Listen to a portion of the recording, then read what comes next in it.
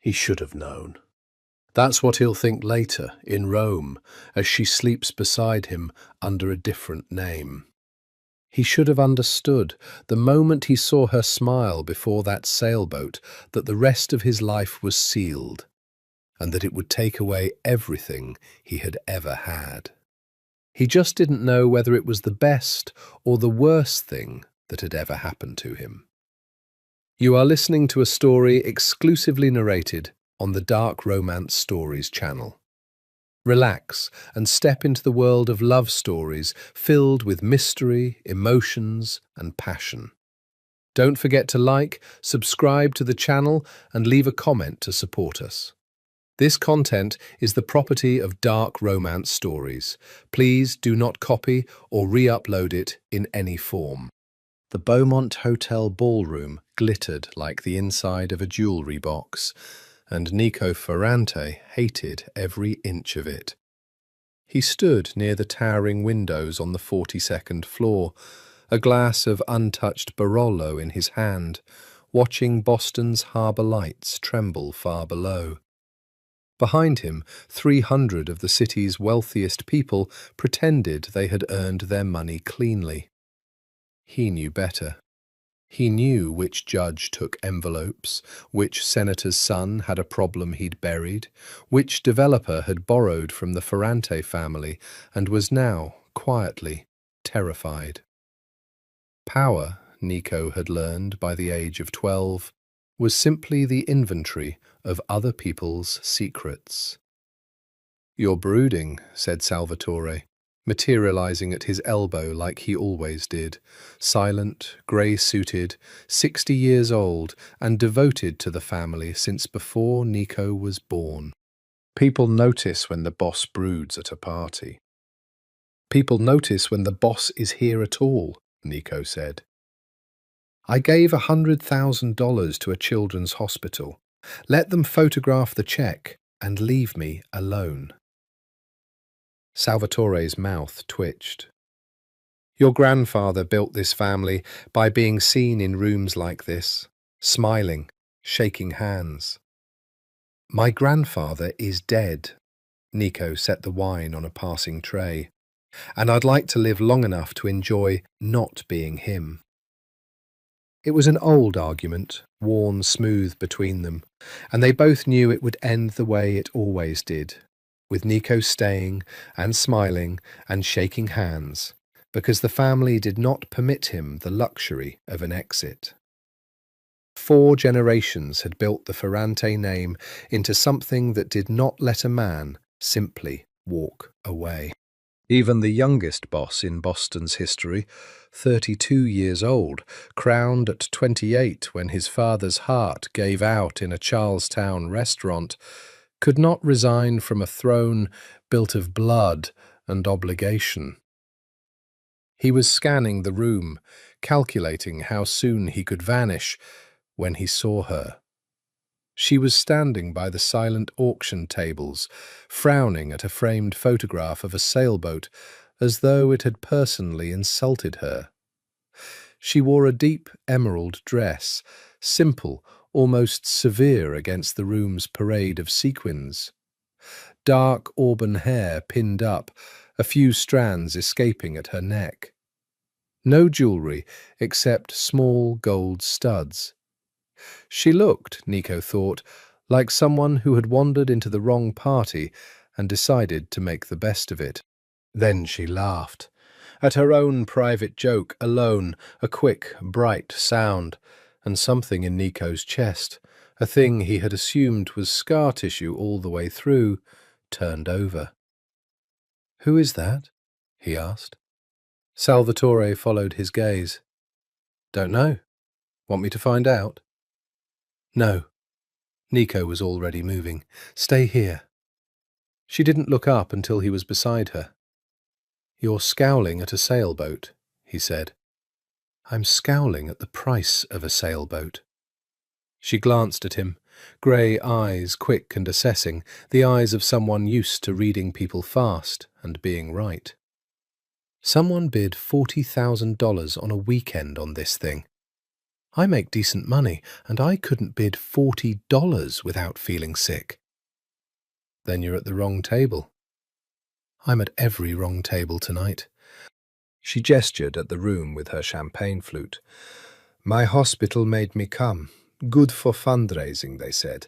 Put the doctor in a dress. Let the donors feel charitable. She said doctor without weight, the way people said their own names. I'd rather be on shift. You'd rather be working than drinking free champagne in a 42nd floor ballroom? I'd rather be useful. She turned fully toward him now, and he felt the assessment sharpen. You're going to tell me your name and ask for mine, and we're going to do the dance, aren't we? I was hoping to skip the dance. Good. She extended her hand. Cara. Nico. He took it.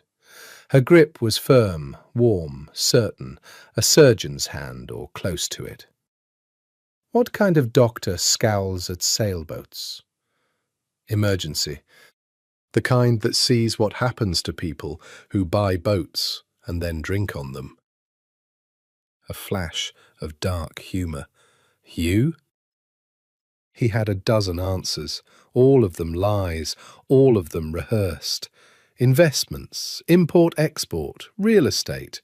They sat ready on his tongue, smooth as river stones. I run my family's businesses, he heard himself say, truer than he intended. That sounds boring. It is, mostly. He almost smiled. The boring parts are the best parts. A waiter drifted past, and Cara plucked 2 fresh glasses off the tray without asking, handing him one.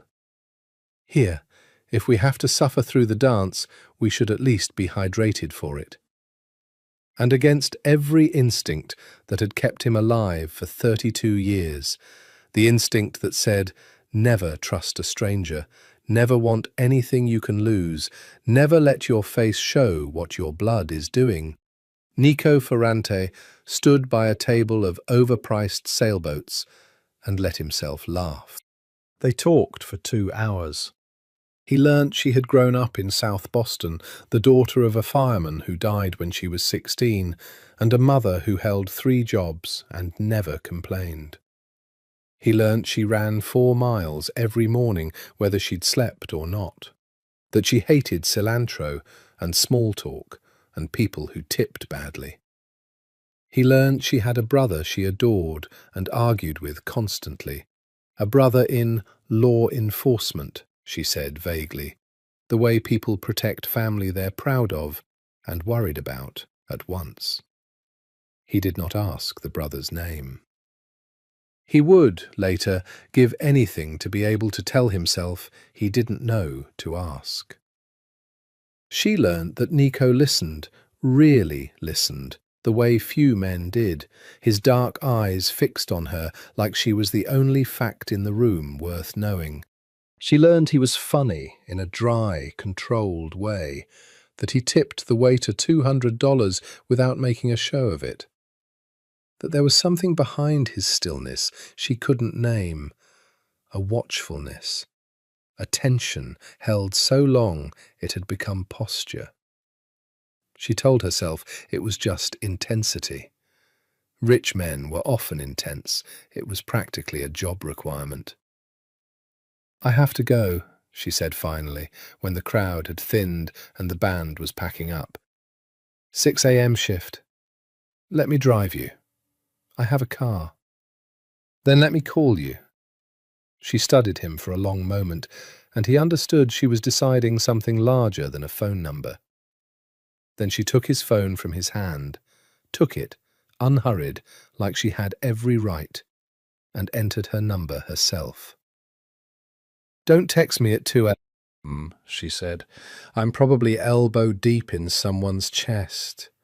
Charming. You have no idea. She smiled, and it undid him quietly, somewhere he couldn't see. Good night, Nico, who runs his family's businesses. He watched her walk away across the emptying ballroom, the emerald dress vanishing into the elevator, and Salvatore appeared again at his shoulder like a conscience he'd been ignoring. "You look strange," Salvatore said. "I feel strange."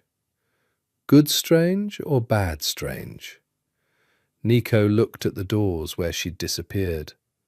For the first time in 4 years, since the funeral, the crown, the weight, he wanted something for himself that had nothing to do with the family at all.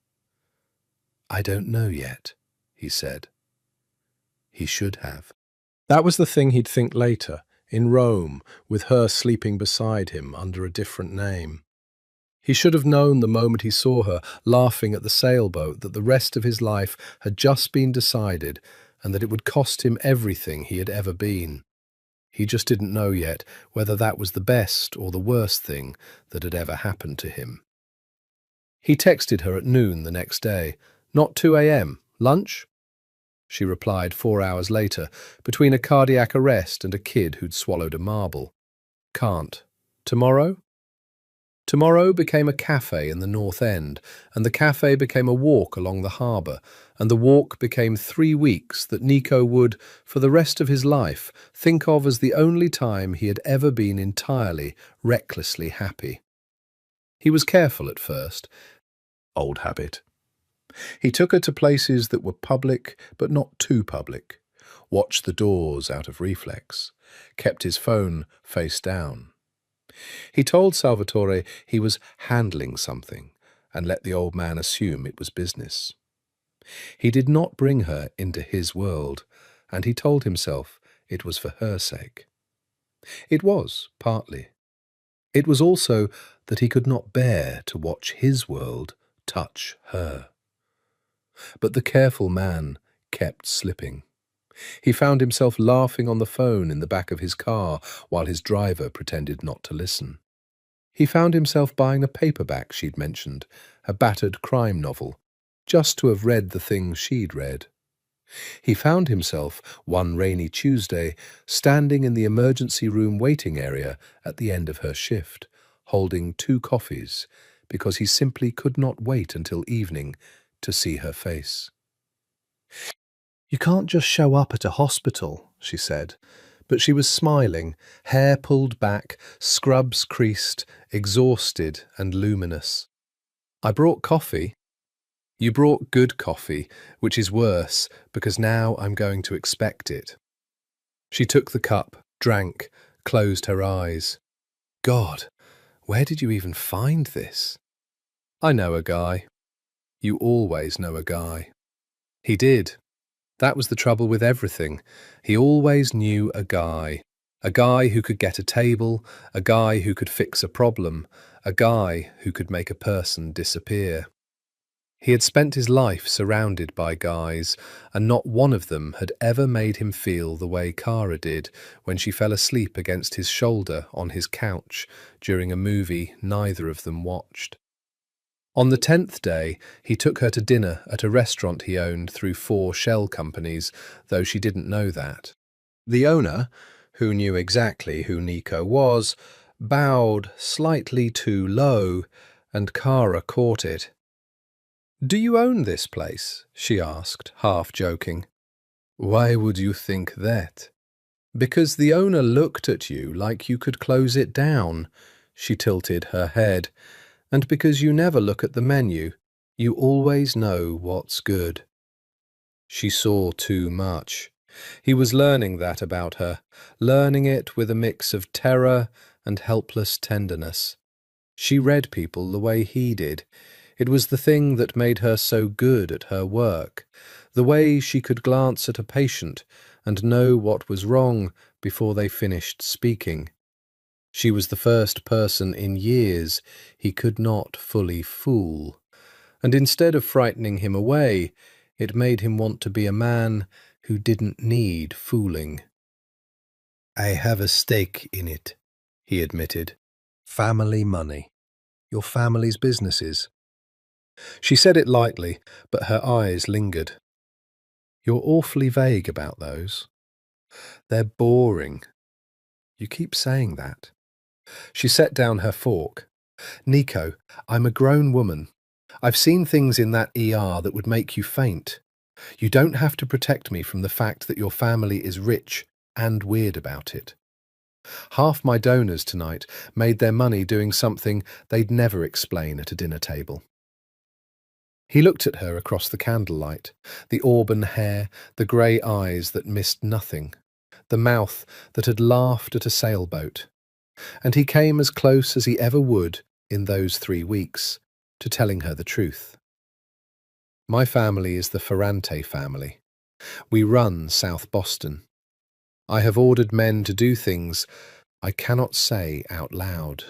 I am the youngest boss this city has ever had, and I would give all of it away to keep having dinners like this with you. The words rose in his throat and died there, not from fear of what she'd do, from fear of watching the way she looked at him change. It's complicated, he said instead. Old family, old obligations. I've spent 4 years trying to figure out how to get free of it. That, at least, was wholly true, and she heard the truth in it. She reached across the table and took his hand. I know about obligations, she said quietly. My brother and I, we're the only family we have left. He'd burn down the world for me. Sometimes that's the same as a prison. She squeezed his fingers. We don't get to pick our families, Nico. We just get to pick what we do inside them. He turned her hand over in his, traced the lines of her palm. What if I wanted to leave mine? Then I'd help you pack. She said it lightly, a joke, and laughed, and stole a bite of his dessert. But Nico held on to the words like a man holding onto a rope in dark water. That night he didn't sleep. He sat in his penthouse, the absurd glass cathedral his father had built, 50 floors above the city he controlled. And he watched the lights, and he thought, for the first time in his adult life, about a future that was not a war. He thought about Kara, waking up beside him in a place where no one knew his name. He thought about ordinary mornings, coffee that didn't have to be the best, a life small enough to be safe. It was a dangerous thing to want. Wanting was how they got you. His grandfather had said that. Want nothing you can't bury, kid. Love is just a knife somebody else is holding. But Nico was tired of his grandfather's wisdom. He was tired of being the 4th generation of a thing he had never chosen. He was 32 years old, and for 3 weeks he had been, simply, a man named Nico who knew a guy with good coffee. He picked up his phone and texted her, though it was past midnight. Not 2 a.m., but close. Are you awake? The reply came in seconds. Just got home. Long night. Why? Come to dinner Friday. The real kind. My place. A pause. Then, your place. Things are escalating, Mr. Ferrante.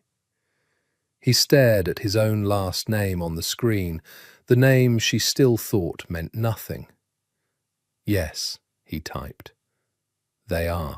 He didn't know that on the other side of the city, in a cramped federal office that smelled of burnt coffee and ambition, a man was pinning a new photograph to a board crowded with surveillance images. A photograph of Nico, taken 3 weeks earlier at a charity gala, talking to a woman in an emerald dress. He didn't know that the man's name was Daniel O'Brien. He didn't know the woman's last name was O'Brien too.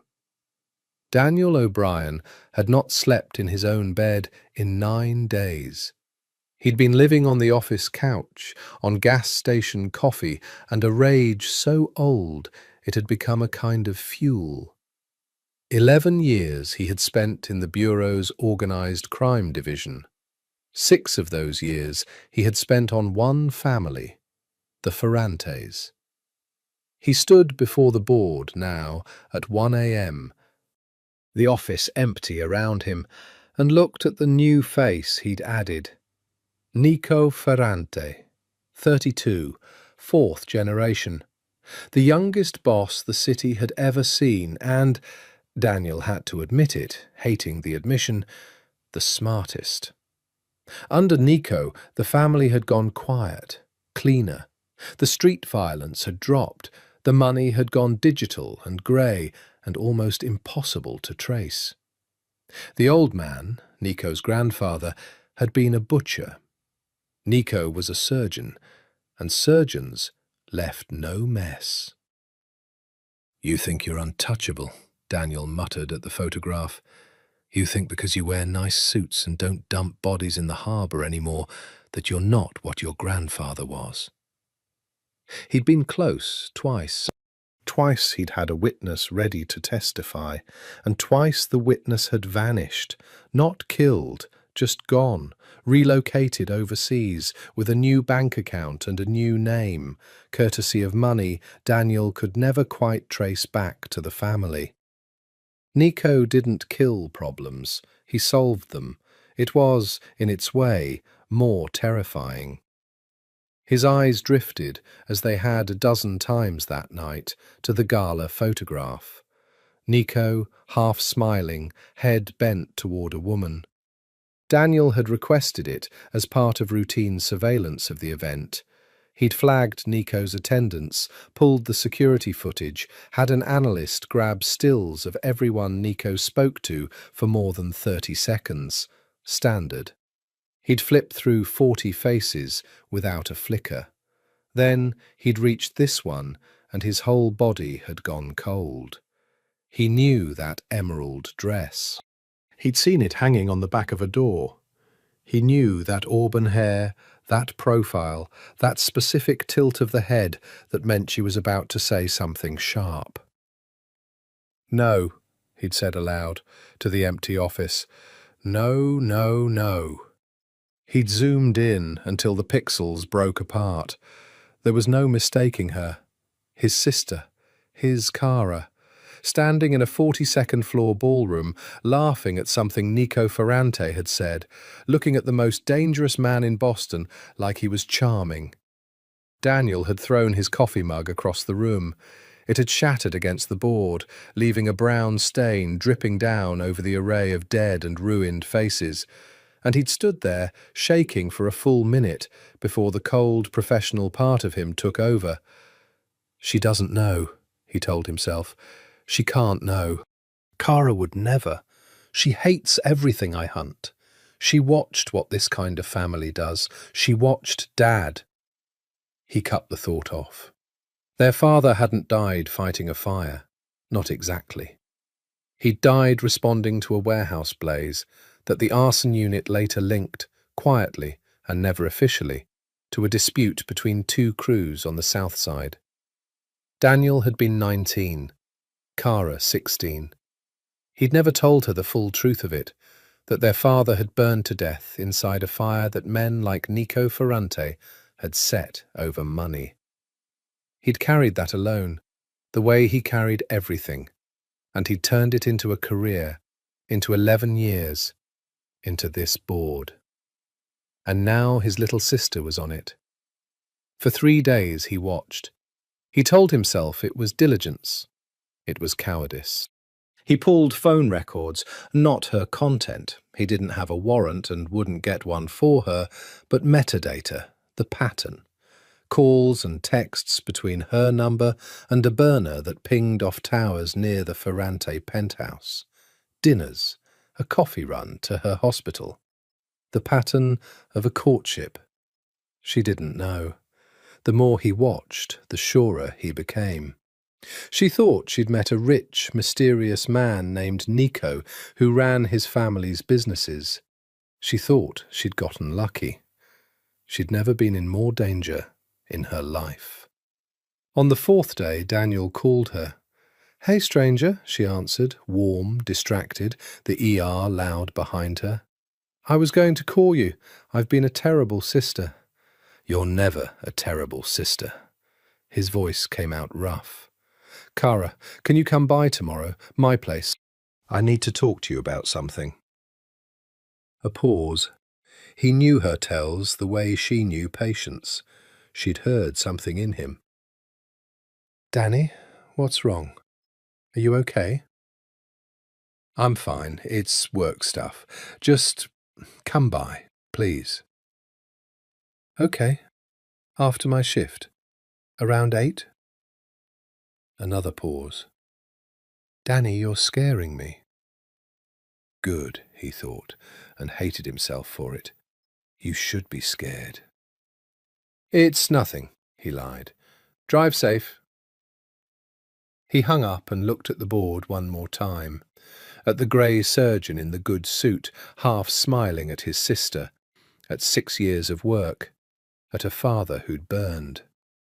And Daniel O'Brien did the thing that would set everything else in motion, the thing he would spend the rest of his life unsure whether to regret. He started, carefully, coldly, to build a plan in which his sister was no longer a liability, in which she was an asset. He didn't want to do it. He told himself he had no choice. He told himself it was the only way to keep her safe, to bring her inside the operation where he could watch her, where her access to Nico could finally crack a family he'd never been able to touch. Get the evidence, make the case, end the Ferrantes forever, and get his sister out, clean, before anyone knew. It was a monstrous thing to ask of someone you loved. He poured the rest of the bottle into a fresh mug and drank it, standing up, looking at her face on the board, rehearsing the worst conversation of his life. It happened the same night. That was the cruelty of it, the thing Nico and Kara would marvel at later, lying awake, that the universe had chosen one single Friday to detonate both their lives. Friday, the real dinner, his place. Kara arrived at 7, fresh off a brutal shift she'd cut early, having traded a favour she'd regret to get out the door. She wore a dark red dress and her hair down, and she'd spent 20 minutes in her car downstairs, telling herself she was being ridiculous, that it was just dinner, that the fluttering in her chest was indigestion and not the growing, terrifying certainty that she was falling for this man. But first, she'd promised Danny 8 o'clock the night before, and he'd called again that morning, voice tight, moving it up. Come before, just for a minute, it's important. So she'd gone to her brother's apartment at 6, just for a minute. It had not been a minute. She climbed out of the elevator into Nico's penthouse foyer at 7:15, shaking, and he knew the second he saw her face that something was catastrophically wrong. Kara, he crossed to her. What happened? She looked up at him, this man she had spent 3 weeks falling for, and her grey eyes were wet and furious and afraid all at once. I need you to tell me the truth, she said. Right now. No more family businesses. No more, it's complicated. Her voice cracked. Tell me who you are. Everything in Nico went still. The old stillness, the killing stillness, the one he'd worn before he ever met her. Why are you asking me this? Because my brother spent the last hour showing me photographs. A tear escaped. She wiped it angrily. Of you, of your grandfather, of bodies, Nico. Bodies he says your family is responsible for. He showed me a man named Nico Ferrante who runs the Boston mob, and he showed me a picture of us at that party, and he asked me.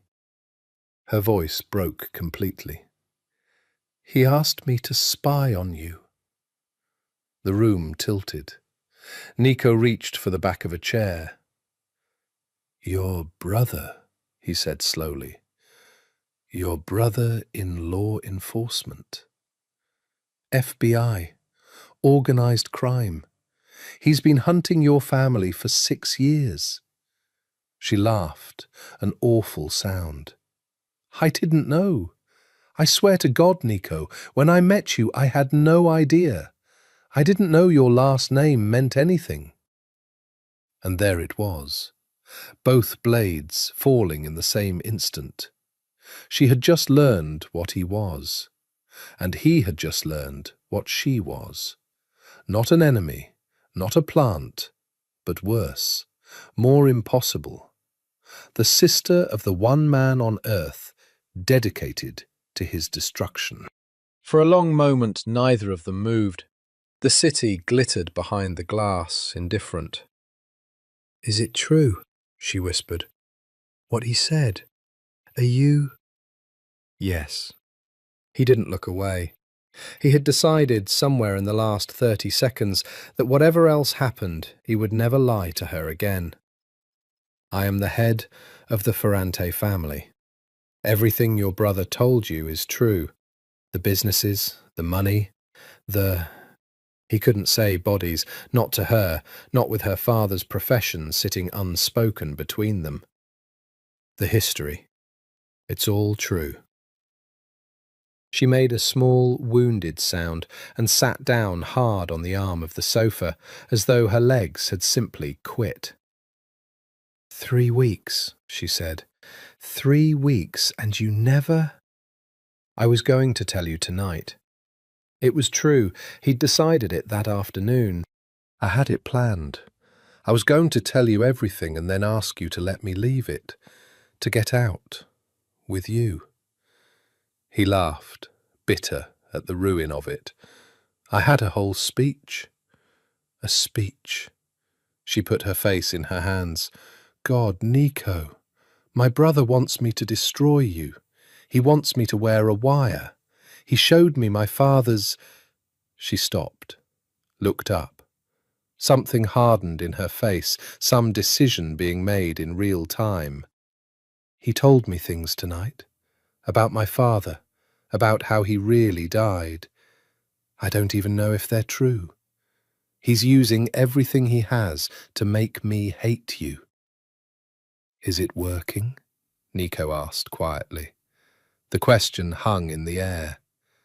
Kara stood. She crossed the room to him, slowly, the way you approach something that might detonate, and she looked up into his face, searching it the way she searched a patient's, looking for the truth of the wound. "That's the worst part," she whispered. "It's not." And then, because there was nothing else left in the wreckage of that night to do, because 2 truths had fallen and somehow neither had killed the thing between them, she kissed him. He caught her, like a man catching something he'd been told all his life he wasn't allowed to want. His hands came up to her face, into her hair, and he kissed her back with a desperation that frightened them both. 3 weeks of restraint and a lifetime of denial breaking at once. She fisted her hands in his shirt. He backed her against the glass wall, 50 floors above the city, and the kiss turned into something that was as much grief as desire, as much I can't lose you as I want you. When they finally broke apart, they were both breathing hard, foreheads pressed together. "This is insane," she said. "This is the most insane thing I've ever done. Danny is going to—" "I know. He gave me a number, a handler. I'm supposed to call tomorrow and tell them I'm in, that I'll do it." Her hands were still fisted in his shirt. "Nico, I think I'm supposed to ruin you, and I think I'm in love with you, and I don't know how both of those things are true at the same time." He pulled back enough to look at her. His face, usually so controlled, had cracked wide open, and what was underneath was raw and young and terrified. "Then we tell them you're in," he said. She blinked. "What?" "You call your brother. You say yes." His mind was already moving, fast, the strategist waking under the lover. You become his asset. It keeps you safe. If you're useful to him, he protects you. He keeps the family from finding out who you really are. And it buys us time. Time for what? Nico looked at the woman he had known for 3 weeks and would have died for already. And he said the thing he had never once in 32 years allowed himself to even think. Time for me to figure out how to get us both out alive. She said yes to her brother. She sat in Daniel's apartment the next morning, hands wrapped around a coffee she didn't drink, and she told him she would do it, that he was right, that she was horrified, that she'd help him bring down the Ferrante family from the inside. Every word was a knife she was sliding between her own ribs. Cara. Daniel sat across from her, and for a moment he wasn't the FBI agent with the board and the 6 years of rage. He was just her big brother, the one who'd taught her to ride a bike, who'd shown up at every graduation, who'd held her at their mother's funeral. His eyes were red. I hate that I'm asking you this. I want you to know that. I've thought about it for 3 days and I hate it. Then don't ask, she said softly.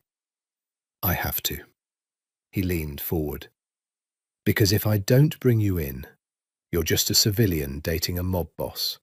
And the second his family finds out who you're related to, you're dead. At least this way, you're mine. Protected. Official. And we end it fast. We get enough to charge him.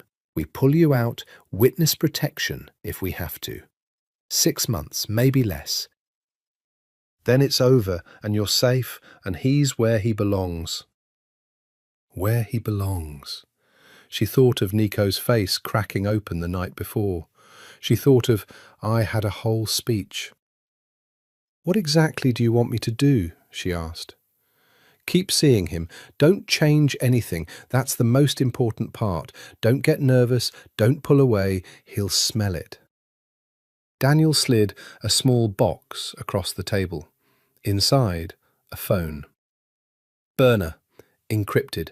You report to me through this, and only this. You tell me where he goes, who he meets, names, places, money. You don't take risks. You don't wear a wire unless I tell you, and I won't tell you unless it's safe. His jaw tightened. And the second you feel like he suspects you, you call me and I pull you out that night. No argument. You're worth more to me than the whole case. Do you understand?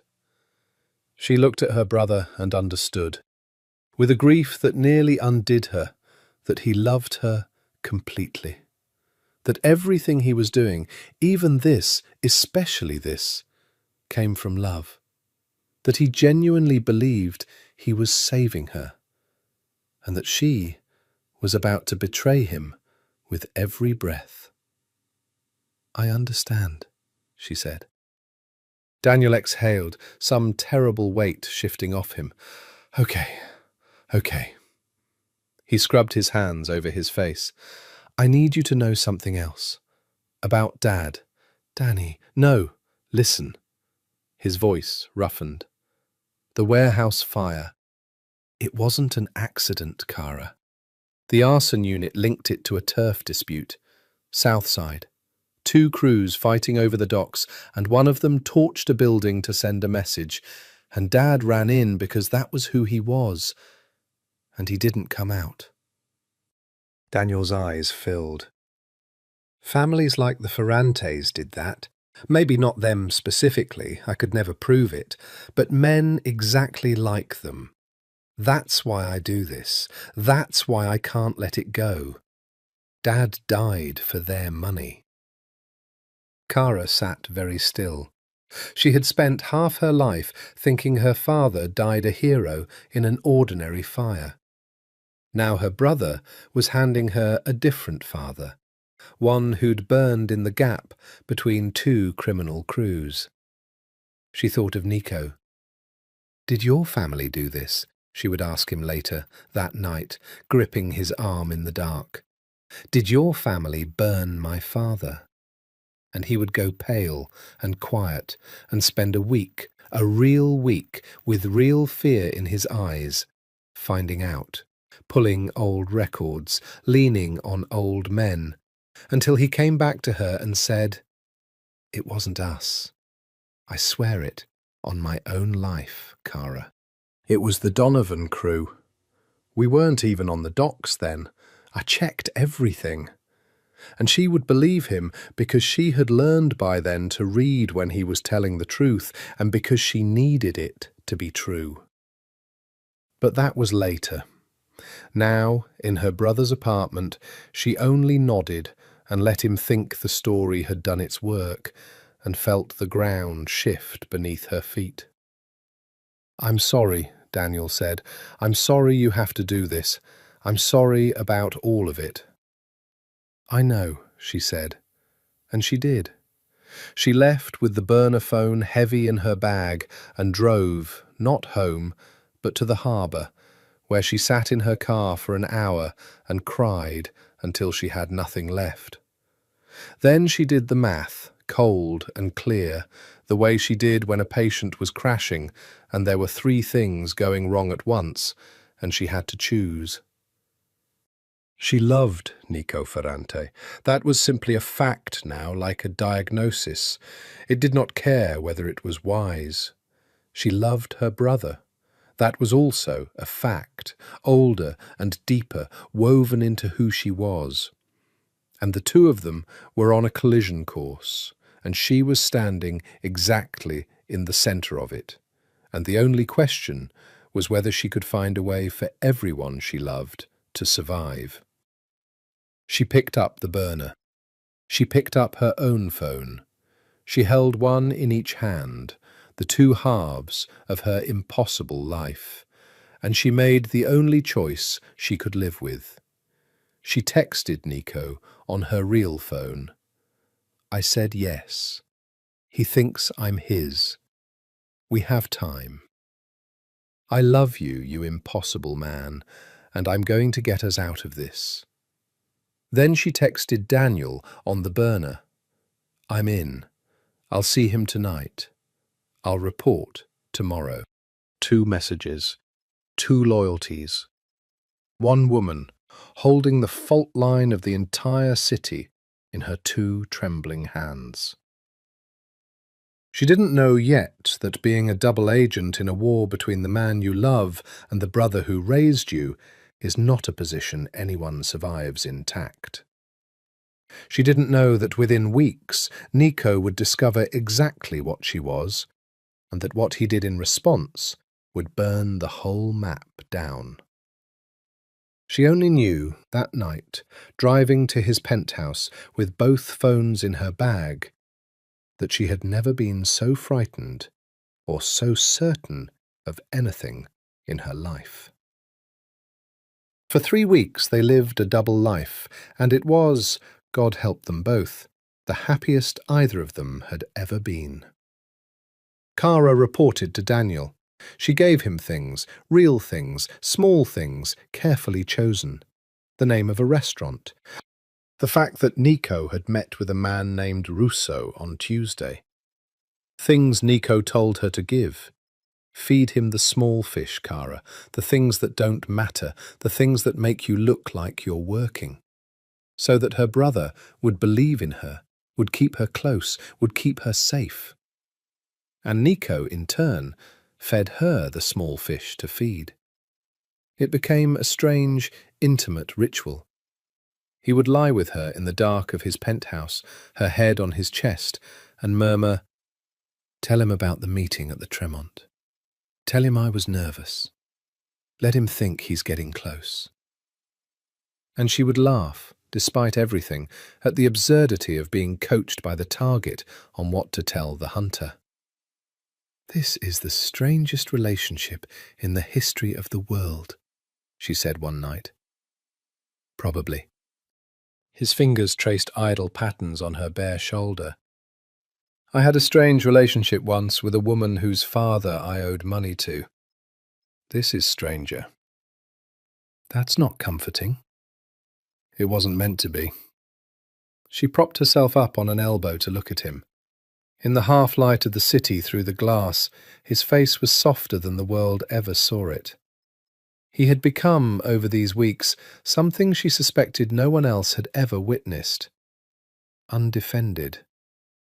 With her, the boss put down the weight. With her, he was just Nico. "What was your childhood like?" she asked. "I tell you everything about mine. You tell me nothing." He was quiet for a long moment. "I was 8 the first time I understood what my family was," he finally said. "My father took me to a man's house, a man who owed us. I sat in the car. I watched my father go in and come out, and the man never came out at all." His voice was flat, distant. "My father bought me ice cream after. I remember the ice cream more than anything. Pistachio. He was very calm. He told me, 'This is what we do, Nico. We are the people other people are afraid of. It is better to be feared than to be the one who's afraid.'" Nico looked at the ceiling. I was 8. Kara's chest ached. "Nico." "I spent my whole life being the thing other people are afraid of." He turned his head to look at her. "And then I met a woman who wasn't afraid of me. You looked at me at that party like I was a person, not a name, not a thing to fear." His hand came up to her face. "Do you have any idea what that's worth to a man like me?" She kissed his palm. "You're not your father." "I've done things, Kara. I won't lie to you.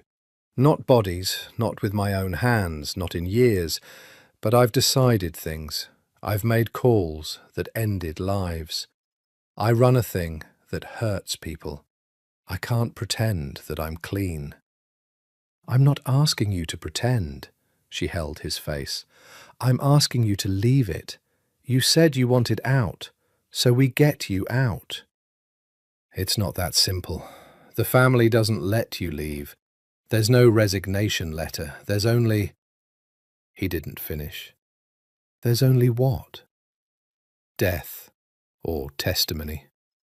He said it like a man tasting something bitter. "The only two ways out of a family like mine are a grave or a witness chair, and both of them mean betraying men I've known my whole life. Salvatore raised me as much as my father did. Half my crew would die for me." His jaw tightened. "And I would have to put them all in prison to be free." The word testimony hung in the air, and Kara felt the first faint outline of the future neither of them could yet see. "Would you?" she asked carefully. "If it meant getting out, getting free, a life with—" She stopped, suddenly shy about the word after everything. "With you," he finished. He looked at her for a long, long time. 3 weeks ago, I would have said never. The family is everything. Loyalty is everything. I'd have died before I turned. His thumb brushed her cheek. "But I keep imagining a morning where I wake up and no one's life depends on me, where I make you coffee, where the worst thing that happens all day is that you steal my dessert." His voice dropped. "And I think I'd burn the whole world down to have that, including myself." She kissed him then, slow and aching, and the conversation dissolved into something wordless. But the words stayed. They both knew it. Testimony. A door neither of them had known was there, cracking open in the dark. Later, much later, when she thought he was asleep, Kara slipped out of bed and stood at the glass, looking down at the city her brother was trying to clean and her lover was trying to escape. She thought about the 2 phones in her bag. She thought about the lies she was living on both sides. And she thought, someone is going to find out. This can't hold. Either Danny realizes I've flipped, or the family realizes who I am. And either way, it ends in blood. She was right. She was only wrong about who would find out first, and what he would do about it. Behind her, Nico's voice came soft from the dark. Come back to bed. She turned. He was watching her, those dark eyes catching the city light. How long have you been awake? She asked. Long enough to watch you worry. He held out his hand. Come here. Whatever's coming, it's not here yet. Tonight, we still have. She crossed the room and took his hand and let him pull her down into the warmth of him, and they held each other against the dark with the particular desperation of 2 people who knew in their bones that borrowed time was running out. The thing about a man like Nico Ferrante was that he had not survived to 32 by being soft. And love, he was discovering, had not made him softer. It had made him more watchful, more possessive, more willing to do violence. He had something to lose now, and a man with something to lose is the most dangerous animal alive. He learned this about himself the night of the Volkov dinner. Dmitry Volkov ran the Russian organization that controlled the northern suburbs, a long-standing, uneasy peace between his people and the Ferrantes, the kind of peace that required regular dinners to maintain. Nico hated these dinners, but they were necessary, and so he went, and against his every instinct, he brought Kara. He brought her because he could not stand the thought of an evening without her. He brought her because some primitive part of him wanted to be seen with her, wanted the world to know she was his. He told himself it was safe, a public restaurant, his own men at the doors, Volkov bound by the rules of their fragile truce. He was wrong about safe. He was very wrong about Volkov. The Russian was a large, smiling man with cold eyes and a habit of standing too close, and the moment he saw Kara, those cold eyes warmed in a way Nico did not like at all. Ferrante, Volkov boomed, kissing Kara's hand and holding it a beat too long. You did not tell me you had acquired something so beautiful. Where have you been hiding her? She's not acquired, Nico said, his voice pleasant and his eyes flat. She's a guest. Of course, of course. Volkov did not release her hand. Doctor, yes? Emergency medicine? Fascinating work. You must tell me. You're holding my hand too long, Kara said, smiling sweetly, and withdrew it with a surgeon's precision. Occupational hazard. I notice circulation. Volkov laughed, delighted, and Nico felt something hot and dangerous uncoil in his chest. Dinner was a performance of civility laid over a current of menace. Volkov directed too much attention at Kara, questions, jokes, the constant low pressure of a powerful man testing whether a thing he wants is available to be taken. Nico sat and watched and said little, and Salvatore, seated to his left, murmured under his breath, "Easy. He's doing it on purpose. He wants to see you crack." "I know what he's doing," Nico said quietly. "Then don't give it to him." But when Volkov leaned in close to Kara, his hand drifting to the back of her chair, his mouth near her ear to say something Nico couldn't hear, and when Kara's smile went tight and her eyes flicked to Nico with a flash of "get me out of this," something in Nico simply stopped pretending. He stood. The whole table went silent. He walked around to Kara's side, unhurried, and put his hand on her shoulder and looked down at Dmitry Volkov with an expression that emptied the warmth from the Russian's face like water from a cracked glass. "Dmitry," he said softly, "we've known each other a long time. So I'm going to say this once, as a friend." He let the silence stretch. "You're going to take your hand off my woman's chair, and you're going to remember, every time you look at her, that she is the single thing in this world I would end our peace over. Do you understand me?"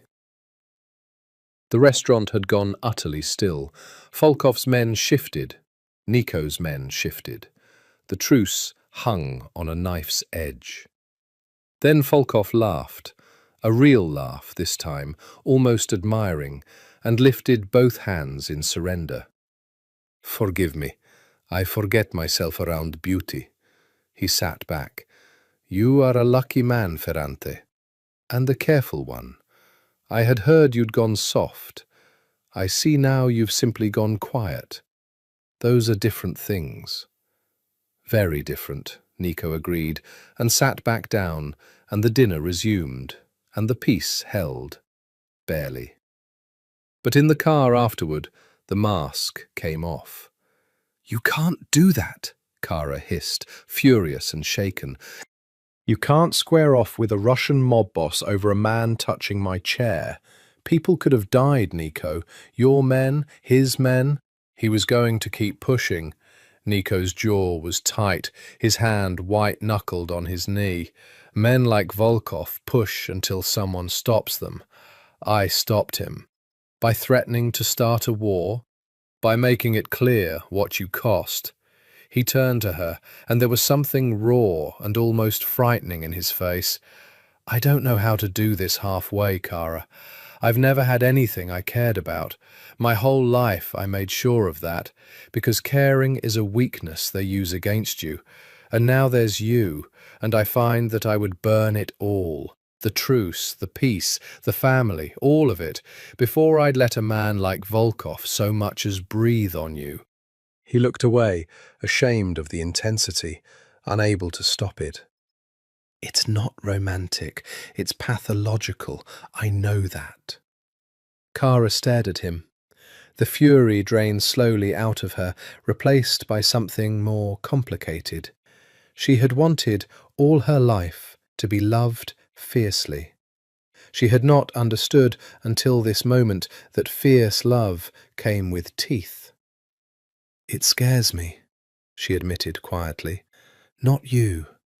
That. How much you'd risk." "It scares me too," he said. "I've never had this much to lose." She reached over and took his clenched hand and slowly uncurled his fingers, one by one, and laced hers through them. "Then let's make sure we lose nothing," she said. "Promise me, no more wars over chairs. We're getting out, Nico. We're getting out, and we're going somewhere no Volkov and no Donovan and no FBI can find us, and you're going to learn to be jealous about something safe, like me flirting with the barista." He let out a breath that was almost a laugh. "I'd kill the barista. You're hopeless." "For you," he said, and lifted her hand to his mouth, completely. But over Kara's shoulder, through the rear window, Nico's eyes tracked a black car that had been 3 lengths behind them since the restaurant. He said nothing. He squeezed her hand and smiled and filed it away, the cold part of his mind never sleeping. Someone was following them, and it wasn't the FBI. The FBI followed at a distance, careful, by the book. This car was sloppy, aggressive, family. His own people were watching him, and that meant his own people had started to wonder. The pressure came from both directions at once, the way it always would now. Daniel wanted more. Small fish weren't enough anymore. He'd taken Kara's intelligence to his superiors, and they'd been unimpressed. Names without context, meetings without content. The US attorney wanted evidence. Recorded conversations, Nico Ferrante's voice on tape discussing crimes. "I need you to wear a wire," Daniel said. They were in his apartment again. Kara felt the floor drop out from under her. "You said you wouldn't ask me to do that unless it was safe." "It's safe. It's a new model. Subdermal, basically. Looks like a nicotine patch. He's not going to find it unless he's strip-searching you, and—" Daniel grimaced. "I don't want to think about that." "Danny." "One conversation, Kara. One. Get him talking about something real. The Russo thing, the money laundering through the restaurants, anything. Then we charge him and you're done and you're out." Daniel's eyes were bloodshot, manic with the nearness of 6 years' obsession. "We're so close. I can feel it. One recording and I end this family forever." Kara looked at her brother and saw, clearly, that he had stopped being entirely rational. The case had eaten him. He could not see her anymore, only the door she could open. She took the patch. That night, she sat in her car outside Nico's building for 45 minutes, the wire a small, cold weight under the strap of her dress, and she fell apart. Quietly. Completely. Because she understood that she had reached the edge of the thing she could do. She could feed Danny small fish forever, but a wire, in Nico's own home, recording his voice, that was a line. And once she crossed it, there was no version of this where everyone lived. So she didn't cross it. She took the patch off in the car. She drove to a 24-hour pharmacy, bought a real nicotine patch, and stuck that on instead. A decoy, in case Danny ever checked. Then she went up to the penthouse, and the moment the doors opened and she saw Nico's face, she started to cry. "Kara." He was across the room in an instant. "What is it? What happened?" "I have to tell you something, and you have to not get angry," she sobbed into his chest. "Promise me. Promise you won't do anything insane." "I can't promise that. Tell me." So she told him. The wire, the pressure, Daniel's obsession, his bloodshot eyes, the way the case had hollowed him out. She told him she'd taken the wire off, that she couldn't do it, that she would not be the instrument of his destruction, even to save herself. And Nico Ferrante held the woman he loved while she cried, and over her head his face went through something profound and irreversible. Because in that moment he understood 3 things with total clarity. The first, that Kara loved him more than her own safety, more than her brother, more than the law. She had been handed the perfect weapon against him, and she had thrown it away rather than use it. The second, that this could not continue. The fault line couldn't hold. Daniel would push harder. The family was already watching, already suspicious. Sooner or later, weeks, maybe days, someone on his side would dig into the doctor the boss was suddenly inseparable from, and they would find her last name, and they would find her brother, and they would not care that she'd refused the wire. They would only see an FBI agent's sister in the boss's bed, and they would draw the obvious, fatal conclusion, and they would kill her to be safe.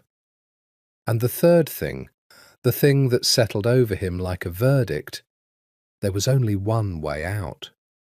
The door he'd told her about in the dark. A grave or a witness chair. He would not take the grave, and he would not let her die for his name. He held her until she'd cried herself quiet, and then he tilted her face up and wiped her tears with his thumbs and said very calmly the thing that would change everything. "I'm going to fix this." "You can't fix this, Nico. It's not. I'm going to go see your brother." She went rigid in his arms. "What?" "Not with men, not with threats." His voice was eerily steady, a man who had finally seen the only path. "I'm going to walk into your brother's office, alone, unarmed, and I'm going to make him a deal he cannot refuse." "He'll arrest you. He's been trying to arrest you for 6 years." "Let him." Nico almost smiled. "Cara, listen to me. Your brother wants the Ferrante family. He wants the men above me, the old council, the ones who really run the money, the ones I answer to. The men who would kill you the moment they learned who you are." His hands tightened on her.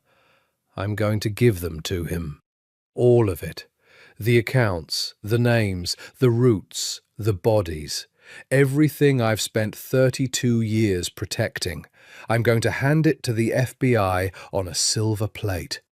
"Why would you?" "In exchange for 2 things." He looked at her like she was the only fixed point in a spinning world. "Your freedom. A guarantee, in writing, that you walk away clean, that you are never an informant, that your name never appears in any of it. And a way out, for both of us.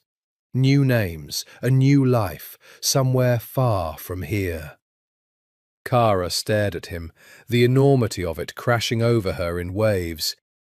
"You'd give up everything," she whispered. "Your whole world, your family.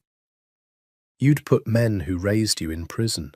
You'd become the one thing your kind hates most, a rat. For me?" Nico Ferrante, 4th generation, the youngest boss in Boston's history, looked at the Irish doctor who had walked into a charity gala and accidentally saved his life, and he said the truest thing he had ever said. "I've spent my whole life being feared. I'm tired of it." He kissed her forehead. "Let me spend the rest of it being yours." Daniel O'Brien was alone in the office at 9 p.m. when the front desk called up, voice strange, and said there was a man downstairs who wanted to see him. "His name's Ferrante," the desk officer said. "Nico Ferrante. He says he's unarmed. He says, and I'm quoting him, sir, he says he's here to surrender his entire organization, and he'll only talk to you." Daniel sat very still for a long moment. Then he stood, checked his weapon, called for 2 other agents to stand by, and went down to the lobby. Certain it was a trick, a trap, a power play of some kind. Men like Ferrante did not walk into FBI buildings. It wasn't done.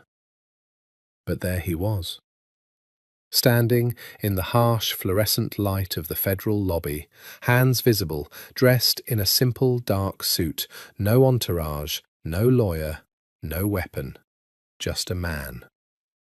He stood with the bearing of a man who had decided something and could not be moved. "Agent O'Brien," Nico said. "I think you've been waiting a long time to meet me." Daniel had imagined this moment for 6 years. In his imagination, it involved handcuffs, a confession dragged out over weeks, the satisfaction of watching arrogance crack. He had never imagined this. The man simply there, hands open, offering himself. "Search him," Daniel said. They searched him. No weapon, no wire, no phone. Nothing but the suit on his back and a single thumb drive in his breast pocket, which an agent held up between two fingers like something venomous. "That's for you," Nico said, "but not yet. First we talk, privately." "You don't give orders here." "No," Nico agreed. "I don't give orders anywhere after tonight. That's rather the point." They put him in an interview room. Daniel stood against the wall, arms crossed, two other agents watching through the glass, a recorder running. And Nico Ferrante, the most dangerous man in Boston, sat down at the metal table, folded his hands, and began to dismantle his own life. "I'm going to tell you who really runs the Ferrante family," he said. "It's not me. I'm the face, the name on the door. Above me there's a council, 5 men, old money, the ones who launder it, the ones who decide. My grandfather built it that way, so no single arrest could end us. You've spent 6 years trying to climb to the top, and the top isn't where you think it is." He nodded at the thumb drive in the evidence bag. Names, accounts in 3 countries, the shell companies, the routing, 2 unsolved homicides with the men who ordered them, enough to put all 5 of them away for the rest of their lives, and 40 others besides. Daniel's mouth had gone dry. This was, if it was real, the single greatest organized crime breakthrough in the history of the Boston field office. The case of a lifetime. The case of 10 lifetimes. "Why?" he said. It came out cracked. "Why would you do this?" Nico looked at him steadily.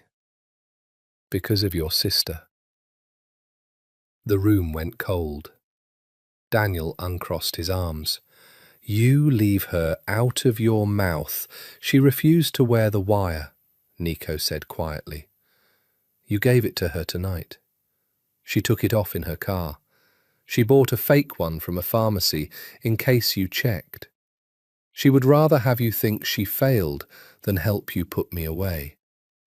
He let that land.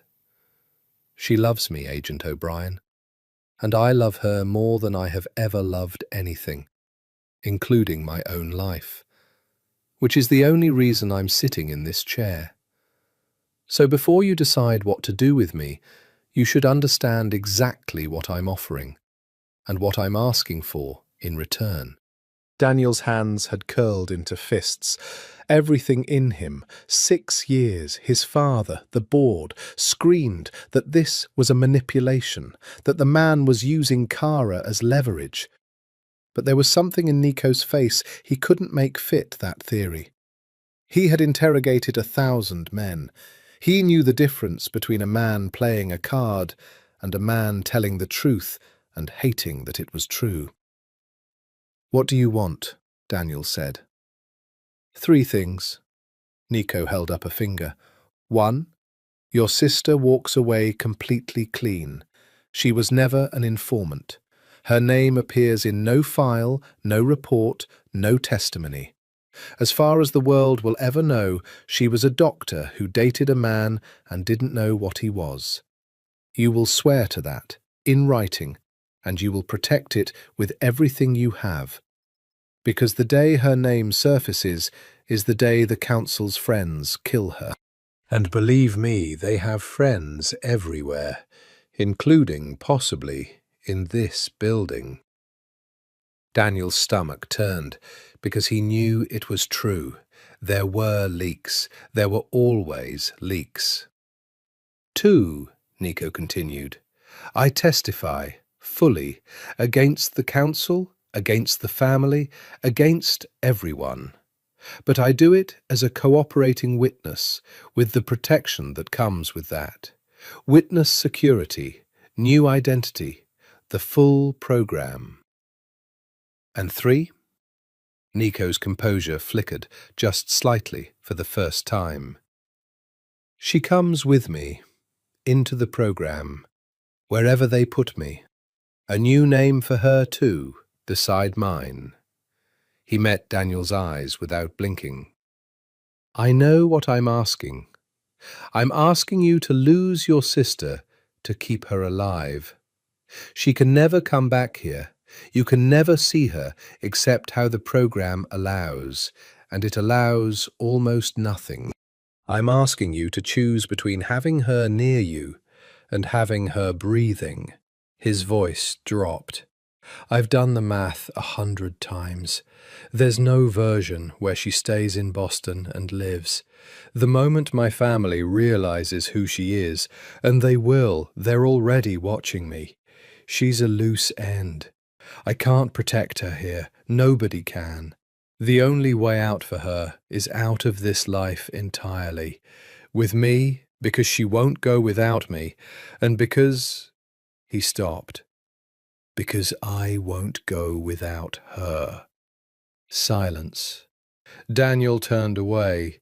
He walked to the glass and looked at his own reflection, and at the two agents beyond it, pretending not to watch. And he thought about his sister's face that morning when she'd said, "Don't ask." He thought about her crying at their mother's funeral. He thought about teaching her to ride a bike on the cracked sidewalk in Southie, running behind the seat, letting go, letting go. "You're asking me to never see her again," he said, not turning around. "I'm asking you to save her life. The seeing her part, that's just the price. And you get to ride off into the sunset with her.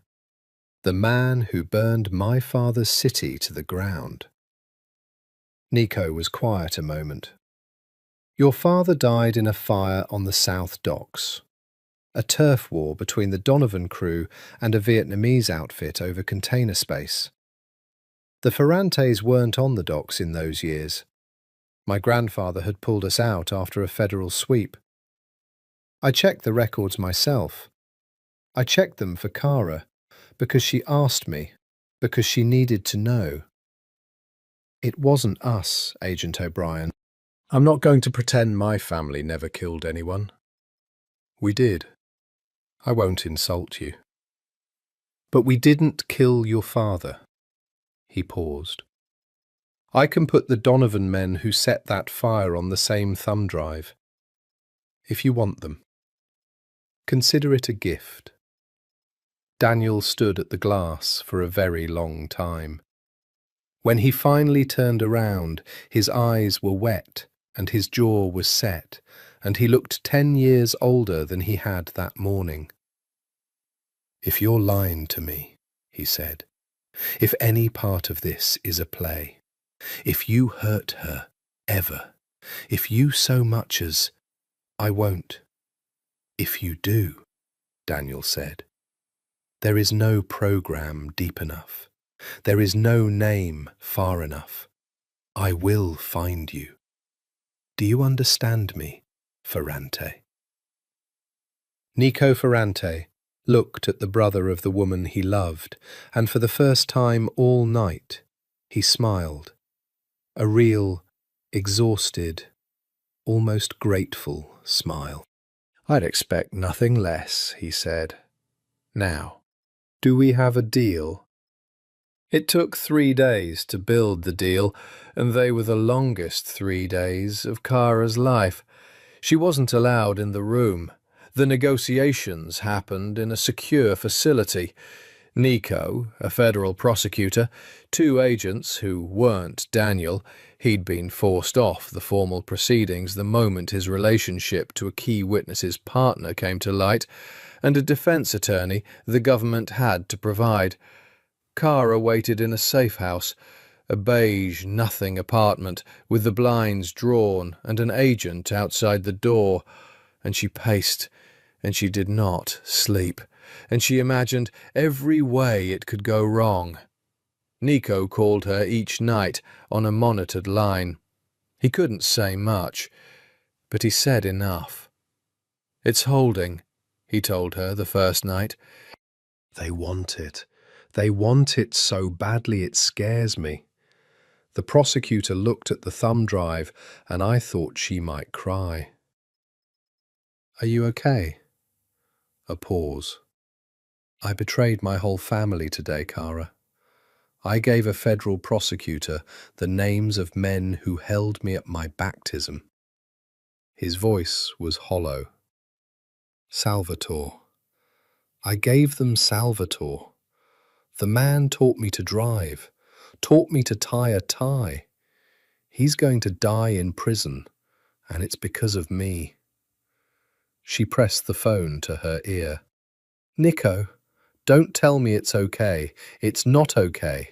It's the right thing, and it's the only thing, and it's also the worst thing I've ever done. A long breath. But then I think about you in that safe house, and I think about a morning in some city where no one knows us, and I do it again. I keep doing it. I'll do it as many times as they ask. The second night, his voice was tighter. The family knows something's wrong. I've gone dark for 3 days. Salvatore's called 40 times. The council's called. They know. A grim pause. It's a matter of time before they figure out what. We have to move fast. The third night, the deal was done. Full cooperation, complete testimony before a grand jury and then at trial. In exchange, immunity for Nico on everything except a single financial count he'd plead to, with no jail time given his cooperation, total protection under the witness security program, and, sealed, ironclad, signed by the US Attorney herself, Kara O'Brien's absolute exclusion from every record, every file, every word of testimony. She had never existed in this case. She was a doctor who'd dated a man. Nothing more. And one name added to the protection. Kara, relocated with him. 2 new lives, 1 apartment, 1 future, somewhere across an ocean. It's done, Nico told her on the third night, and she could hear that he was crying, this man she'd never seen cry. It's done, Kara. We're out. We're actually out.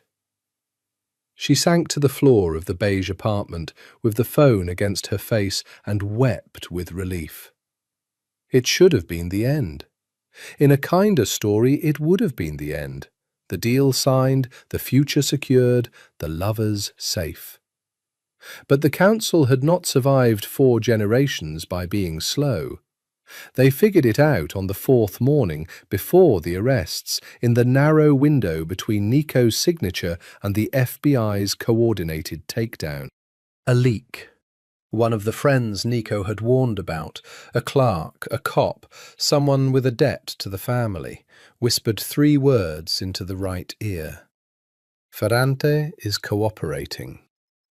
And the council, in an emergency meeting in the back of a Revere social club, did the only thing 4 generations of instinct knew how to do with a traitor. They issued the order. Not just for Nico, the leak had been thorough. It had included a name, finally, the name the family had somehow never connected before. The doctor, the boss's woman, O'Brien, sister to the federal agent who'd hunted them for 6 years. To the council, it was suddenly, sickeningly obvious. Nico hadn't fallen for a woman, he'd been turned by one. A federal honeypot, a plant. They'd been infiltrated at the highest level, and they hadn't even seen it. The order came down in the old language, the way it always had. Both of them, tonight, make it clean. Salvatore took the call. The old man who had taught Nico to drive, to tie a tie, who had loved the boy like a son.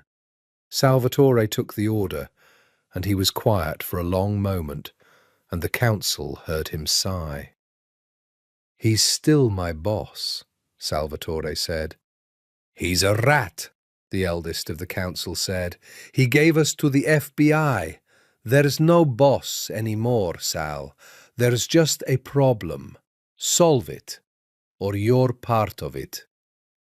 Salvatore hung up the phone. He sat in his car for 10 minutes in the grey Revere morning. Then he made a different call. Nico's burner buzzed at 6:14 a.m.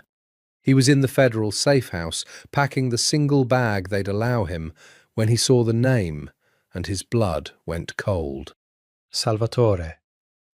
They know, the old man said, without preamble. His voice was rough, ancient, grieving. Everything. That you talked, that she's the agent's sister. The council met an hour ago. A pause that contained a lifetime. The order's out, Nico, for both of you. They're not waiting for the arrests. They're coming today. Nico gripped the phone. Sal, I'm supposed to be the one who does it. A terrible, wet sound, almost a laugh. 40 years I served your family, and they hand me the boy I raised and tell me to put him in the ground. The old man's voice cracked completely. I can't do it, Nico. God help me. I can't. So I'm calling instead. I'm calling to tell you to run. Right now. Don't wait for your federal friends to organize their program. By tonight, there'll be people who can't be stopped. Take her and go. You've got hours, not days. Sal, the FBI can protect. The FBI has leaks.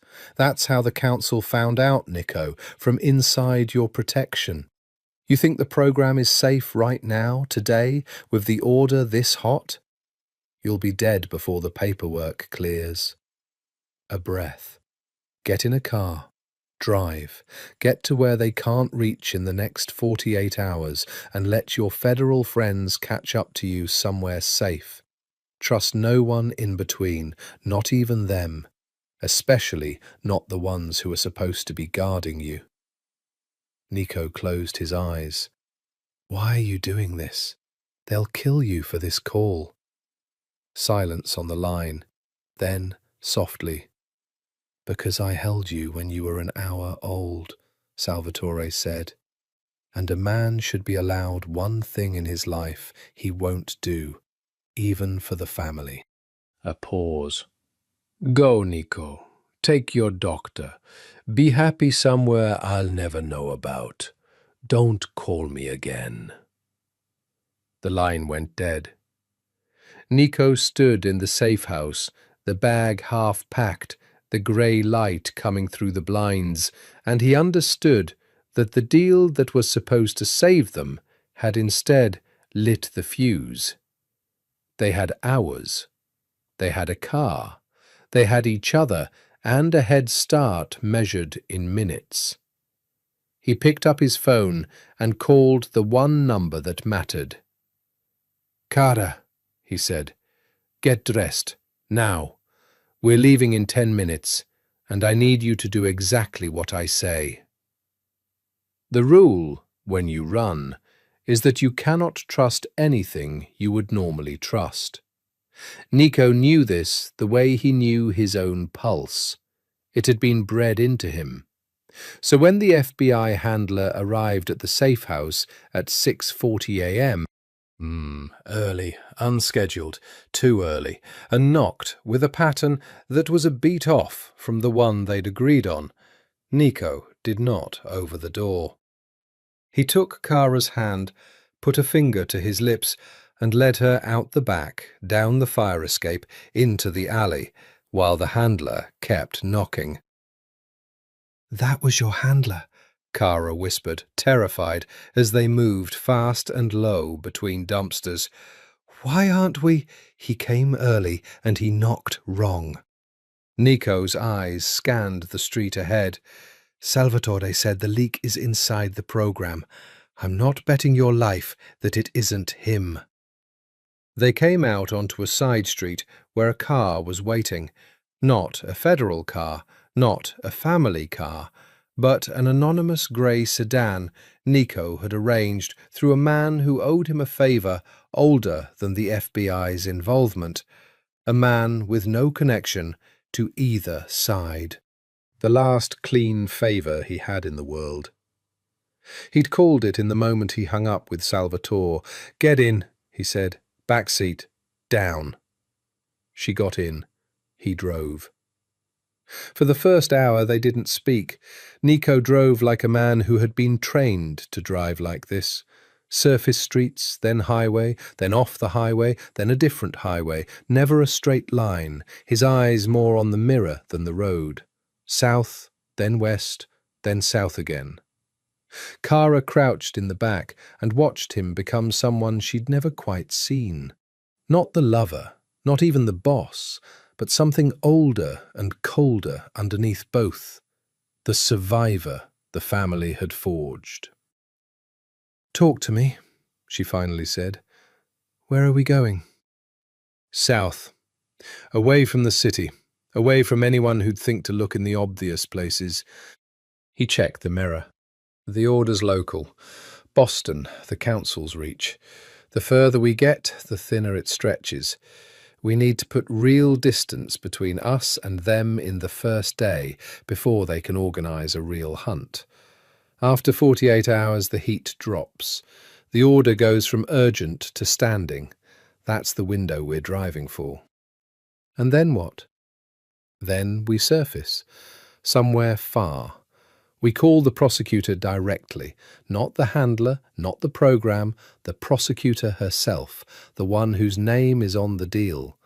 We tell her the program's been compromised, and we get pulled in clean, somewhere the leak can't reach." His jaw was tight.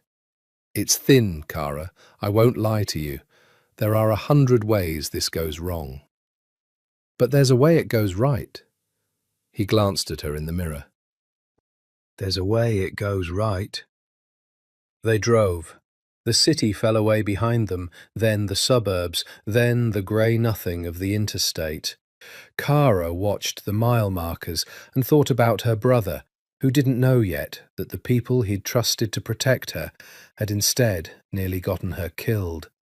She thought about how she would never see him again, not really, not the way you see a brother, and the grief of that sat in her chest beside the terror, 2 stones, while the highway unspooled. "Danny doesn't know they came early," she said suddenly. "He doesn't know the program's leaking. If they think they can't reach us, they might go after him." Nico's hands tightened on the wheel. He'd thought of it already. "Your brother is a federal agent with a building full of armed friends. He's the hardest target in the city.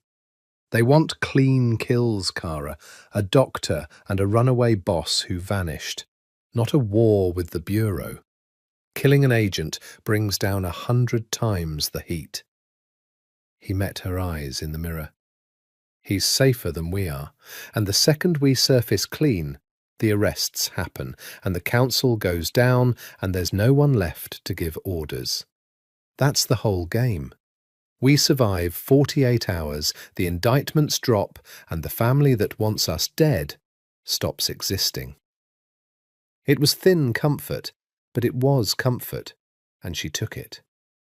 They stopped once, at a sprawling truck stop off the interstate, the kind of anonymous place where 1,000 strangers passed through and no one remembered a face. Nico made her wait in the car while he went in, paid cash for gas and food and 2 prepaid phones, kept his head down, kept his hands easy. He'd worn a cap and glasses. He looked, Kara thought when he came back, like nobody. A man in his 30s on a road trip. Forgettable. It was a skill, this forgettableness, and it chilled her to see how good he was at it. "Eat," he said, handing her a sandwich. "You haven't eaten since yesterday. I need you sharp." She ate. The food was terrible, and it was the best thing she'd ever tasted, the way food is when you've been running for your life since dawn. "Tell me something," she said, between bites. "Tell me something normal. I need to remember there's a normal." So he did. As he pulled back onto the highway and the afternoon light went gold and long, Nico Ferrante told her about Rome. "My great-grandmother was from Trastevere," he said, "across the river from the old centre. Narrow streets, cobblestones, laundry strung between the buildings. She came over at 16, and she never stopped talking about it. The light, she said. Roman light is different, softer, older. She'd close her eyes and describe the way it came down the alleys in the evening. He smiled faintly, the survivor receding, the man returning. My grandfather built an empire in a city of cold grey water, and his mother spent her whole life homesick for warm yellow stone. I used to think she was foolish. Now I think she was the only one of us who understood anything. "Is that where you'd go?" Kara asked softly. "If you could pick, if the program let you pick." He was quiet for a moment, watching the road. "It's where I'd go," he said. "It's the one place on earth that's ours and isn't the family's." My grandfather never went back. None of them did. There's no Ferrante operation in Rome, no debts, no men who'd know my face. Just a city my great-grandmother loved, and a name that means nothing there. He glanced at her. "I've never told anyone that I'd want to go home to a home I've never seen."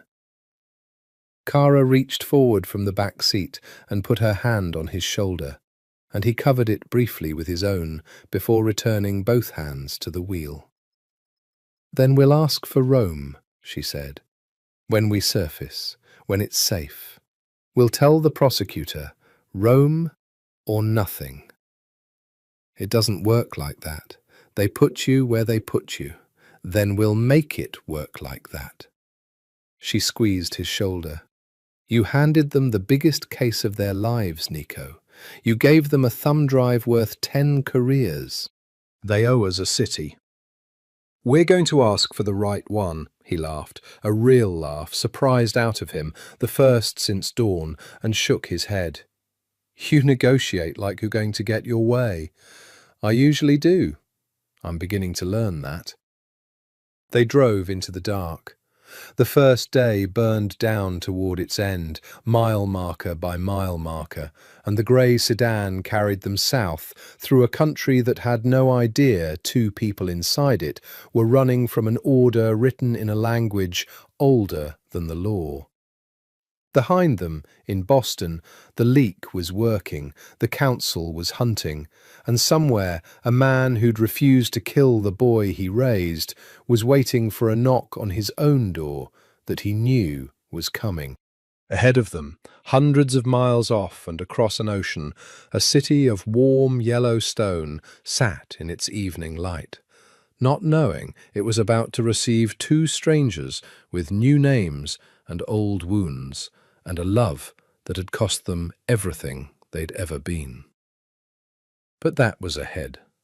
Tonight there was only the road, and the dark, and the two prepaid phones in the glove box, and a window of 48 hours that was already, minute by minute, narrowing toward the moment they would have to surface and gamble everything on a single phone call to a woman whose name was on a deal. "Get some sleep," Nico said, as the highway emptied and the night closed in. "I'll drive through. I'll wake you if anything changes." "You haven't slept either." "I don't sleep when I'm hunting," he said, "or when I'm hunted. Old habit. It's kept me alive." He found her eyes in the mirror, and his voice gentled. "Sleep, Kara. I've got us. I swear to you, I've got us." And because she trusted him, because despite everything, against all sense, she trusted this dangerous man with her life, and had been right to, she curled up in the back seat of a stolen, clean sedan somewhere in the dark middle of the country, and she slept. Nico drove on through the night, watching the mirror, his jaw set, the woman he loved breathing soft behind him, and he made a quiet vow to the dark. That whatever it cost, whoever it cost, she would live to see the warm yellow light of a city his great-grandmother had wept for and never seen again. They couldn't drive forever. By the second night, Nico's hands had started to shake, not from fear, from exhaustion, 36 hours without sleep. And he knew that a tired man makes mistakes, and a mistake now meant death. So he did the thing he hated. He stopped. He chose a motel the way he chose everything now, by its forgettableness. A low cinder-block strip off a state highway, no cameras he could see, cash only, a clerk who didn't look up from his television. Nico paid for one night, used a name that wasn't his, parked the car around the back where it couldn't be seen from the road, and brought Kara inside. The room was exactly what you'd expect. 2 sagging beds, a bolted-down TV, a window unit that rattled. Kara had never been so grateful for a room in her life. "Sleep," she told him, the moment the door was locked and chained. "You first, 4 hours. I'll watch." "You don't know what to watch for." "Then teach me." She sat him down on the edge of the bed and crouched in front of him, taking his shaking hands in hers, and she looked at him with the steady gaze she used on patients who were about to argue with her about something that would kill them. "Nico, you've been running on nothing for a day and a half. You're a doctor's worst nightmare right now. Adrenaline, no sleep, no real food. You're going to crash whether you want to or not, and I'd rather you crash on this bed for 4 hours than at the wheel doing 80. Lie down. Tell me what to watch for. I'll wake you if anything moves." He looked at her for a long moment, this woman who was supposed to be the soft thing in his life, kneeling in a motel room, telling him to surrender like a field commander. And he understood, not for the first time, that he had fallen in love with someone every bit as hard underneath as he was. "Headlights that slow down," he said quietly. "Any car that passes more than once. A man on foot. Nobody walks out here. The clerk leaving his desk. Anyone who looks at our car." He nodded toward the window. "Keep the light off. Watch through the gap in the curtain. Don't touch it. If anything looks wrong, you wake me. You don't investigate. Promise me." "I promise." "And if it goes bad?" He reached into his jacket and pressed something into her hand. A phone and a folded piece of paper. "That's the prosecutor's direct line. Her name's Reyes. If something happens to me, you don't run, you don't hide, you call her, you say my name, and you tell her everything. She'll move heaven and earth because the case dies with me, and she knows it. You're worth more alive than I am. Remember that." Kara's throat closed. "Nothing's going to happen to you." "Probably not." He almost smiled. "But I've stayed alive 32 years by planning for the version where it does." He lay down. He was asleep in under a minute, the way soldiers and surgeons and hunted men sleep. Instantly, completely. A body taking what it could while the taking was good.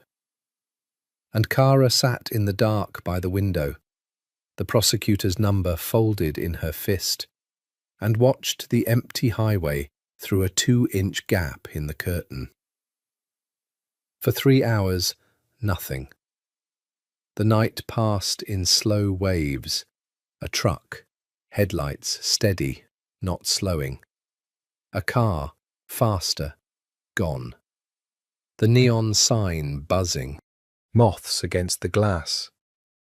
She watched the man she loved sleep, his hard face gone slack and young, and she let herself imagine, just for a few minutes, the city of yellow stone.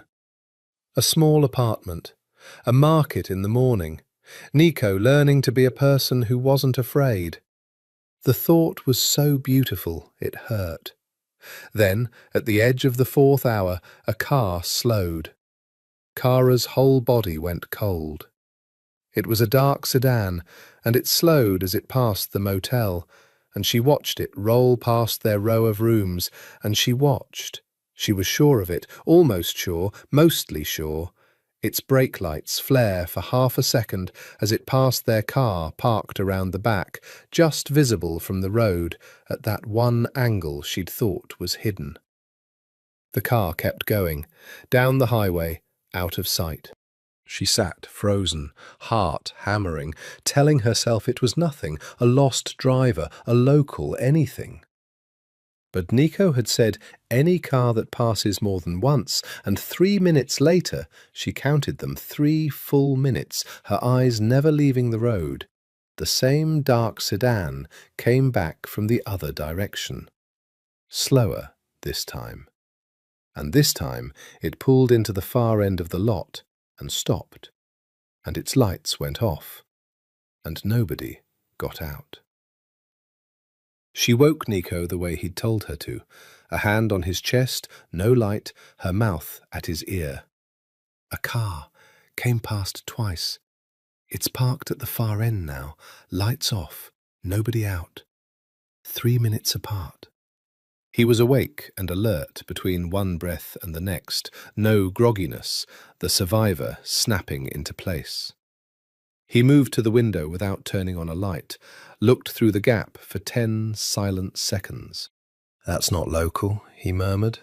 "That's a man waiting to be sure before he moves."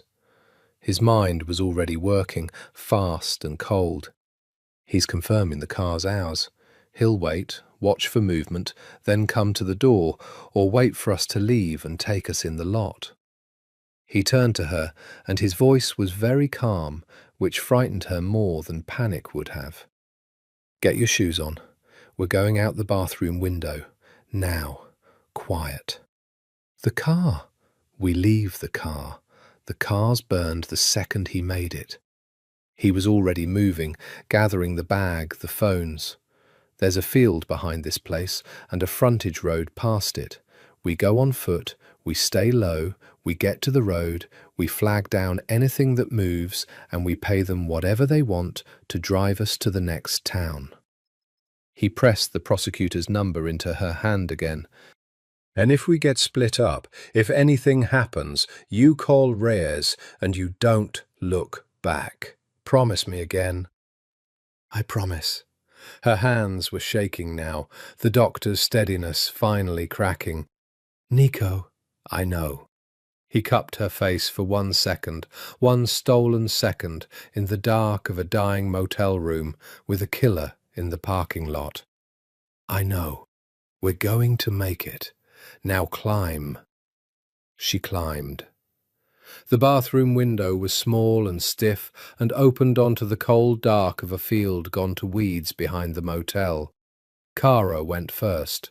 Nico lifted her, fed her through, and she dropped down into the wet grass on the other side, the breath knocked out of her, her heart slamming.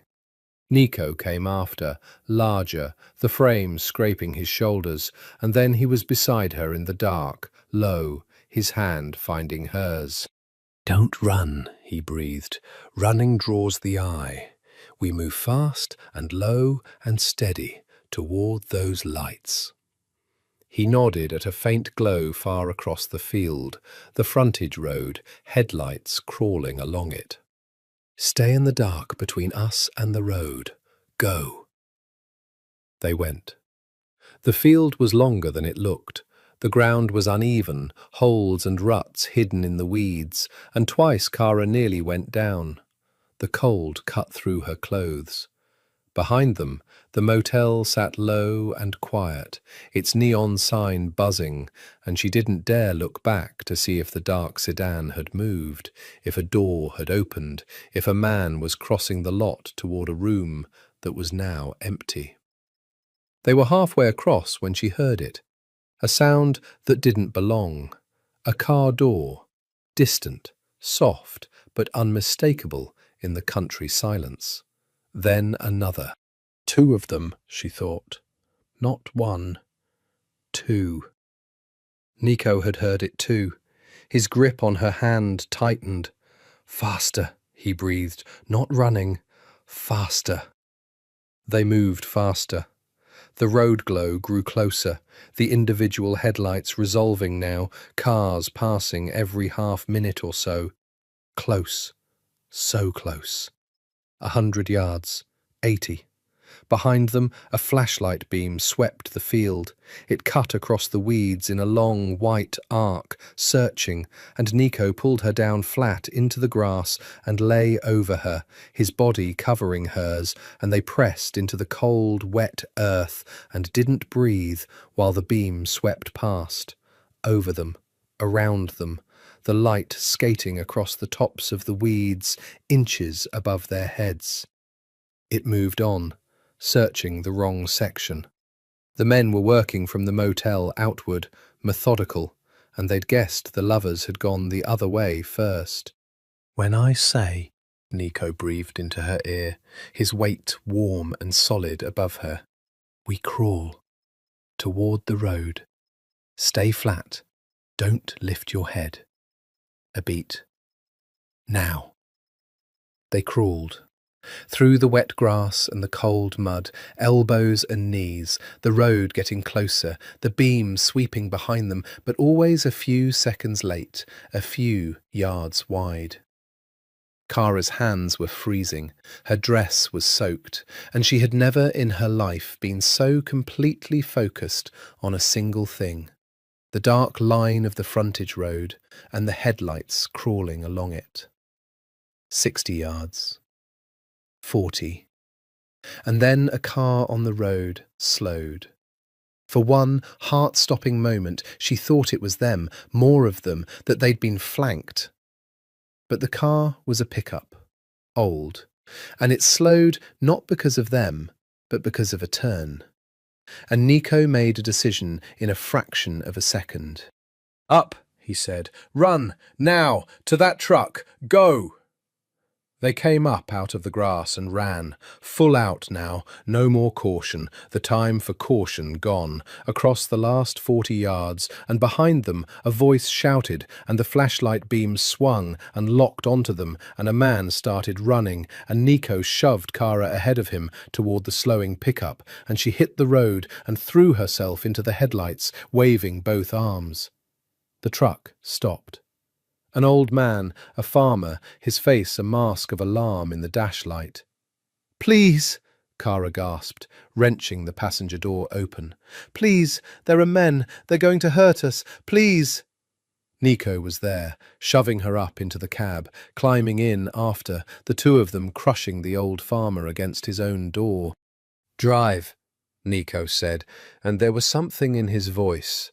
The boss, the survivor, 32 years of command compressed into a single word that made the old man stamp on the gas without a question. "Just drive, fast. I'll pay you. Drive." The truck lurched forward.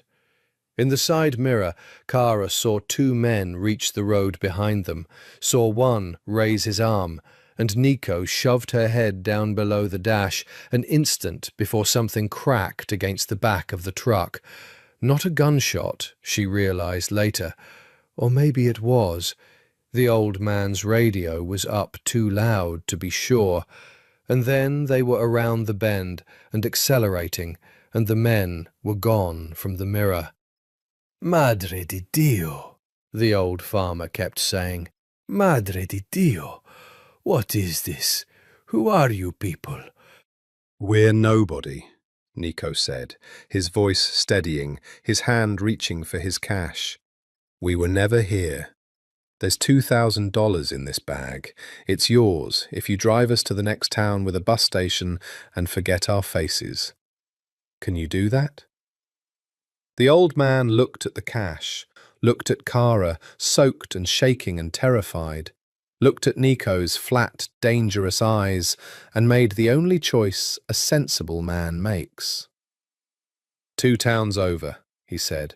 Bigger station, and I never saw nobody. 2 towns over, Nico agreed. They rode in silence after that, the heater roaring, Kara pressed against Nico's side, both of them caked in mud, both of them shaking now that the running was over and the body could finally feel what it had been through. Nico's arm was around her, hard, and she could feel his heart going like a hammer against her shoulder, and she realized that for all his terrible calm, he had been every bit as afraid as she was. He'd just been afraid and functional, which was, she understood now, the thing the family had made of him, the thing he was trying to unmake. "You said they wouldn't find us this fast," she whispered. "I was wrong." His jaw was tight. The car. They must have flagged the favour. The man I borrowed it from. Someone leaned on him. He stared out at the dark road. We can't trust anyone anymore. Not one more favour, not one more name from the old life. From here, it's just us. He looked down at her. Just you and me, Kara, and a bus station and a phone call we make the second we're somewhere with people. To Reyes, to Reyes. He pulled her tighter. It's time to surface. We've used up the running. Now we gamble on the law. The bus station 2 towns over was open all night, a fluorescent box full of vending machines and exhausted travellers. And it was, Nico judged, exactly the kind of public, crowded, camera-light place where nobody would dare move on them. He bought 2 tickets to a city 4 hours away, paying cash, faces down. Not because they intended to take the bus, but because tickets bought them a reason to be there, a reason to sit, a reason to look like everyone else. Then, in the cold pre-dawn, in the corner of a bus station bathroom where she could lock the door, Kara made the call that would decide whether they lived. She'd argued about who should make it. Nico had wanted to. She'd refused. "If it's a trap," she said, "if the line's compromised, if someone's listening, they want you, Nico, your voice, your name. If I make the call and it goes wrong, I'm a hysterical woman they can't identify. You make it, and you've just told a tapped line exactly where the cooperating witness is." She'd held out her hand for the phone. "I'm the safe one. Let me be useful." He'd hated it. He'd given her the phone. So she dialed the number on the folded paper, Reyes, direct line, and she stood in a locked bus station bathroom with her heart in her throat and listened to it ring. It rang 4 times. Then a woman's voice, instantly alert despite the hour. "This is Reyes?" Kara closed her eyes. "My name is Kara O'Brien," she said. "I'm with Nico Ferrante. The program is compromised. There's a leak inside it." Men came to the safe house early, the morning after the deal was signed. We ran. We've been running for 2 days. Tonight, 2 men found us at a motel 400 miles south of Boston. We barely got out. We have no one left to trust. And Nico said, "You're the only person who can pull us in clean." There was a sharp silence on the line.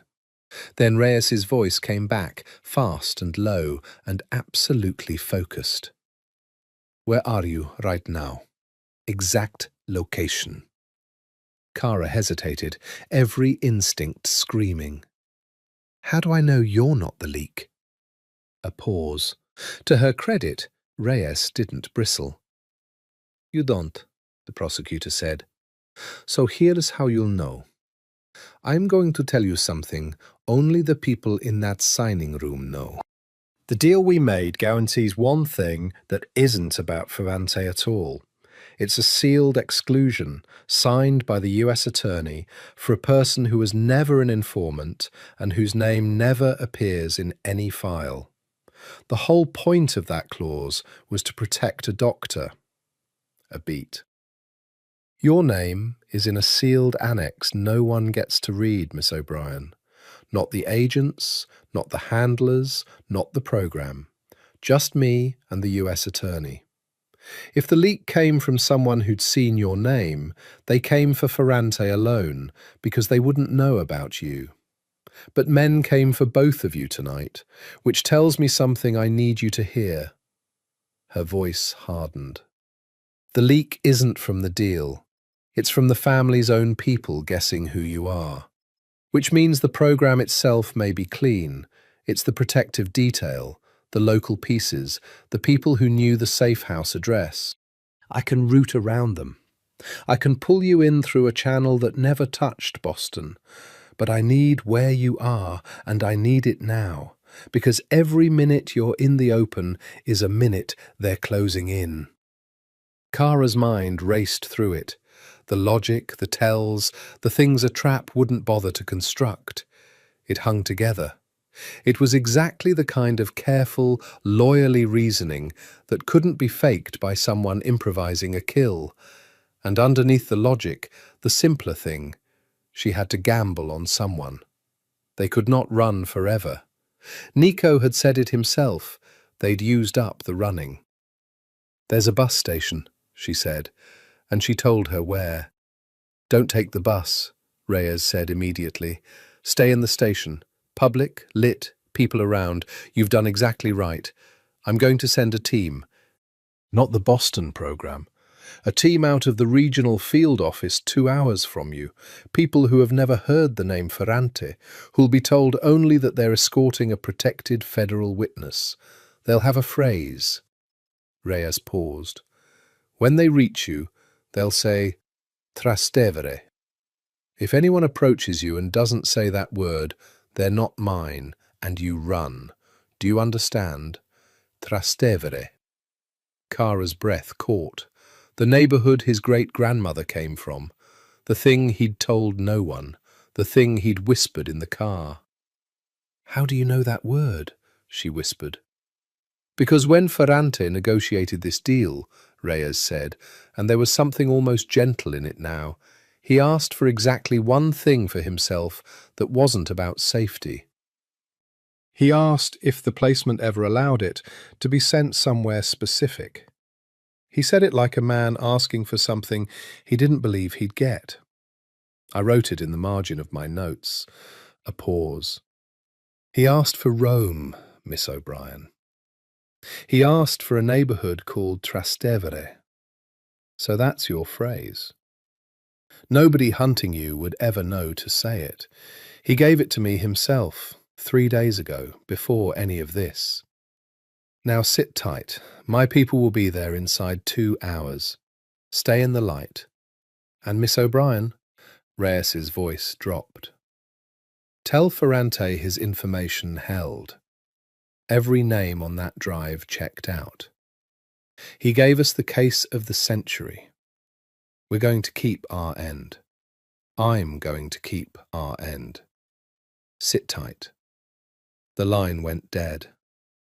Kara stood in the bathroom, the phone in her hand, tears running down her muddy face. And she laughed. A broken, disbelieving, overflowing laugh. Because 3 days ago, in a room she'd never seen, before any of the running and the field and the flashlights, the man she loved had quietly asked the federal government for a city. Their city. The one he'd told her about in the dark of the car, like a secret he'd never spoken aloud. He'd been planning their life, even as he dismantled his own. She unlocked the door and walked out into the fluorescent glare of the bus station. And there he was, sitting in the moulded plastic chair where she'd left him, watching the doors, his hand near where a weapon would have been if he still carried one. ready to die for her, in a vending machine way station in the middle of nowhere. She walked straight to him and took his face in her muddy hands and kissed him in front of the whole exhausted station. "You asked for Trastevere," she said against his mouth, crying and laughing at once. 3 days ago, you asked for Rome." Nico Ferrante, who had betrayed his family and outrun an assassin and not slept in 2 days, looked up at the woman he loved with an expression of such naked, exhausted hope that it broke her heart. "I didn't think we'd live to see it," he admitted quietly, "but I wanted it on the record, in case." He pulled her down into his lap, held her hard against him, buried his face in her muddy hair. "In case there was a version where we made it." "There is," she whispered. "Reyes is sending people, clean people. 2 hours. There's a version, Nico. We're in it." 2 hours is nothing. 2 hours is an episode of television, a long lunch, a slow shift.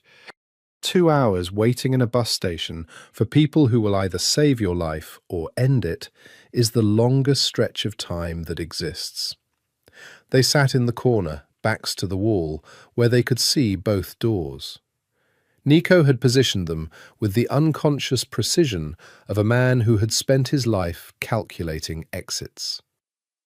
Kara sat against his side, his arm around her, and they watched every person who came through the doors with the flat, assessing attention of prey that has learned the shapes of predators. A trucker came in for coffee, a young mother with a sleeping toddler, 2 college kids arguing about a missed connection, an old woman with a rolling suitcase. Each one made Kara's pulse spike, each one resolved into nothing, into the ordinary, tired humanity of a bus station at 4 in the morning. "Talk to me," she said. The same thing she'd said in the car, because the silence was unbearable. "Tell me about Rome again. The real Rome. What we'll actually do." So Nico talked, low, his mouth near her ear, painting it for both of them like a man laying down a floor over an abyss. "We'll have new names," he said. "I don't know what yet. They assign them. Something Italian, probably, since that's where we'll be. I'll be a man who came back to his grandmother's country. You'll be, I don't know, a doctor, maybe, eventually, once the documents are deep enough. You're too good at it to waste." He stroked her hair. "We'll find a place in Trastevere, if we can, or near it, somewhere with a window that gets the evening light. My great-grandmother said the light comes down the alleys like it's pouring." "I want to see if she was right." "She was right," Kara murmured. "Homesick people are always right about the light." "In the mornings, I'll go to the market. I'll learn to argue about the price of tomatoes in Italian." A faint laugh. "I've spent my life arguing about much worse things. Tomatoes will be a relief." His arm tightened. "And no one will be afraid of me. That's the part I can't quite believe. I'll walk down a street and the people on it won't know what I am. They'll just see a man.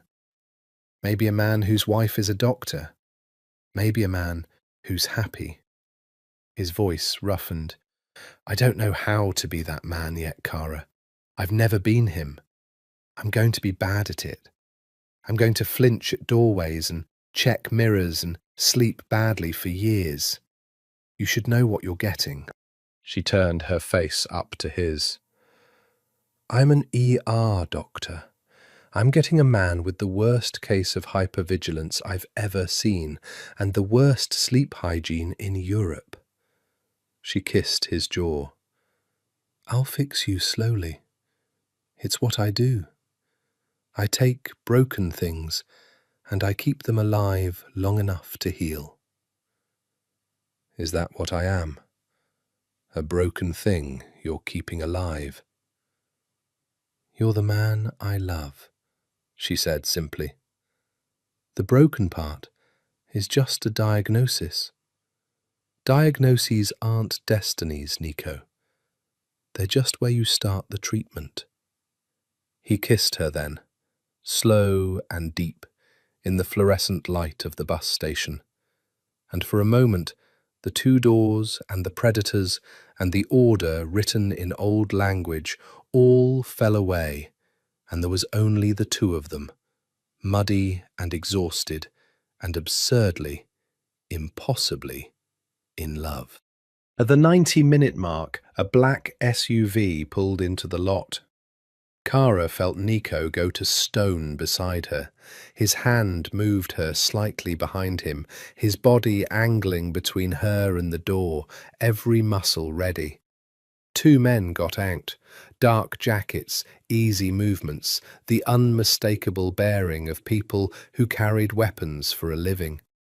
They came through the doors and scanned the station once, fast and professional, and their eyes landed on the couple in the corner. Kara's heart stopped. The men crossed the floor toward them. Nico rose slowly, putting himself fully in front of her now, and she saw his hands open at his sides, saw him measure the distance, saw the survivor calculate odds that were terrible. Two armed men, no weapon, a woman to protect. The first man stopped 6 feet away. He was older, steady-eyed, and he looked at Nico and then past him at Kara, and he said in a flat, clear voice, "Trastevere." The word landed like a struck bell. Kara made a sound that was half sob and grabbed Nico's arm, and Nico didn't relax all at once, couldn't. The body that had been braced for death for 2 days didn't simply switch off. But something in his shoulders dropped, some impossible tension uncoiling by a single degree, and he let out a long breath. "Reyes sent you," he said. "Reyes sent us." The man held up a badge, let them both look at it. "We don't know who you are, and we don't want to. Our orders are to get 2 protected witnesses to a secure federal facility 2 hours from here without touching anyone or anything connected to Boston. There's a doctor standing by. You both look like hell. After that, you're someone else's problem, and I mean that as a kindness." A flicker of something almost human crossed his face as he took in their state. The mud, the exhaustion, the way the woman was gripping the man's arm like she'd never let go. "You folks have had a night. Let's get you somewhere with no doors to watch." "No doors to watch," Nico repeated, and the words seemed to undo something in him. He looked down at Kara, and his composure finally cracked. Not into fear this time, but into the thing he'd been holding back for 2 days, 2 weeks, maybe 32 years. Relief so total it looked like grief. "We made it," he said, and his voice broke on it. "Kara, we made it." She pulled his face down to hers and held it there, forehead to forehead, both of them shaking. "We made it," she agreed. "Now let's go get clean, you impossible man. And then, let's go home, to a home you've never seen." They walked out of the bus station into the cold pre-dawn, between the 2 federal agents, into the black SUV, away from the order and the council and the city of cold grey water. And as the SUV pulled onto the highway and the bus station shrank behind them, Nico Ferrante looked out the window at the dark and felt, for the first time in his entire life, the specific and unfamiliar sensation of being driven toward something instead of away. The secure facility was somewhere in the middle of nowhere, a low building behind 2 fences, and they slept there for 14 hours straight. First the doctor checking them over, cleaning the scrapes, the IV fluids for Nico whose body had finally collapsed, And then sleep, the dead, dreamless sleep of people who have stopped running. When Kara woke, Reyes was there. The prosecutor was younger than Kara had pictured, early 40s, sharp-suited even here, eyes that had clearly also not slept. She sat across a small table from Kara in a windowless room and slid a cup of coffee across.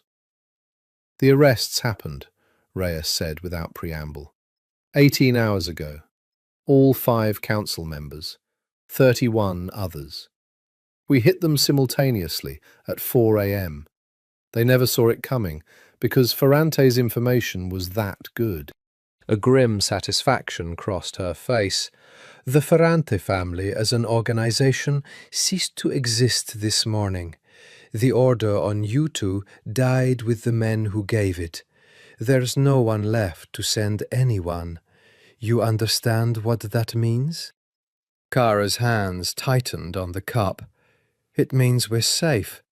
It means the acute threat is over. There are always loose ends, old loyalties, a cousin somewhere with a grudge.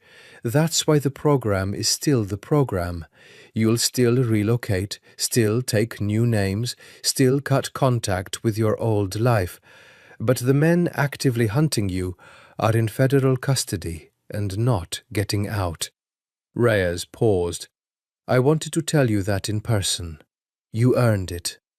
Kara nodded slowly, absorbing it.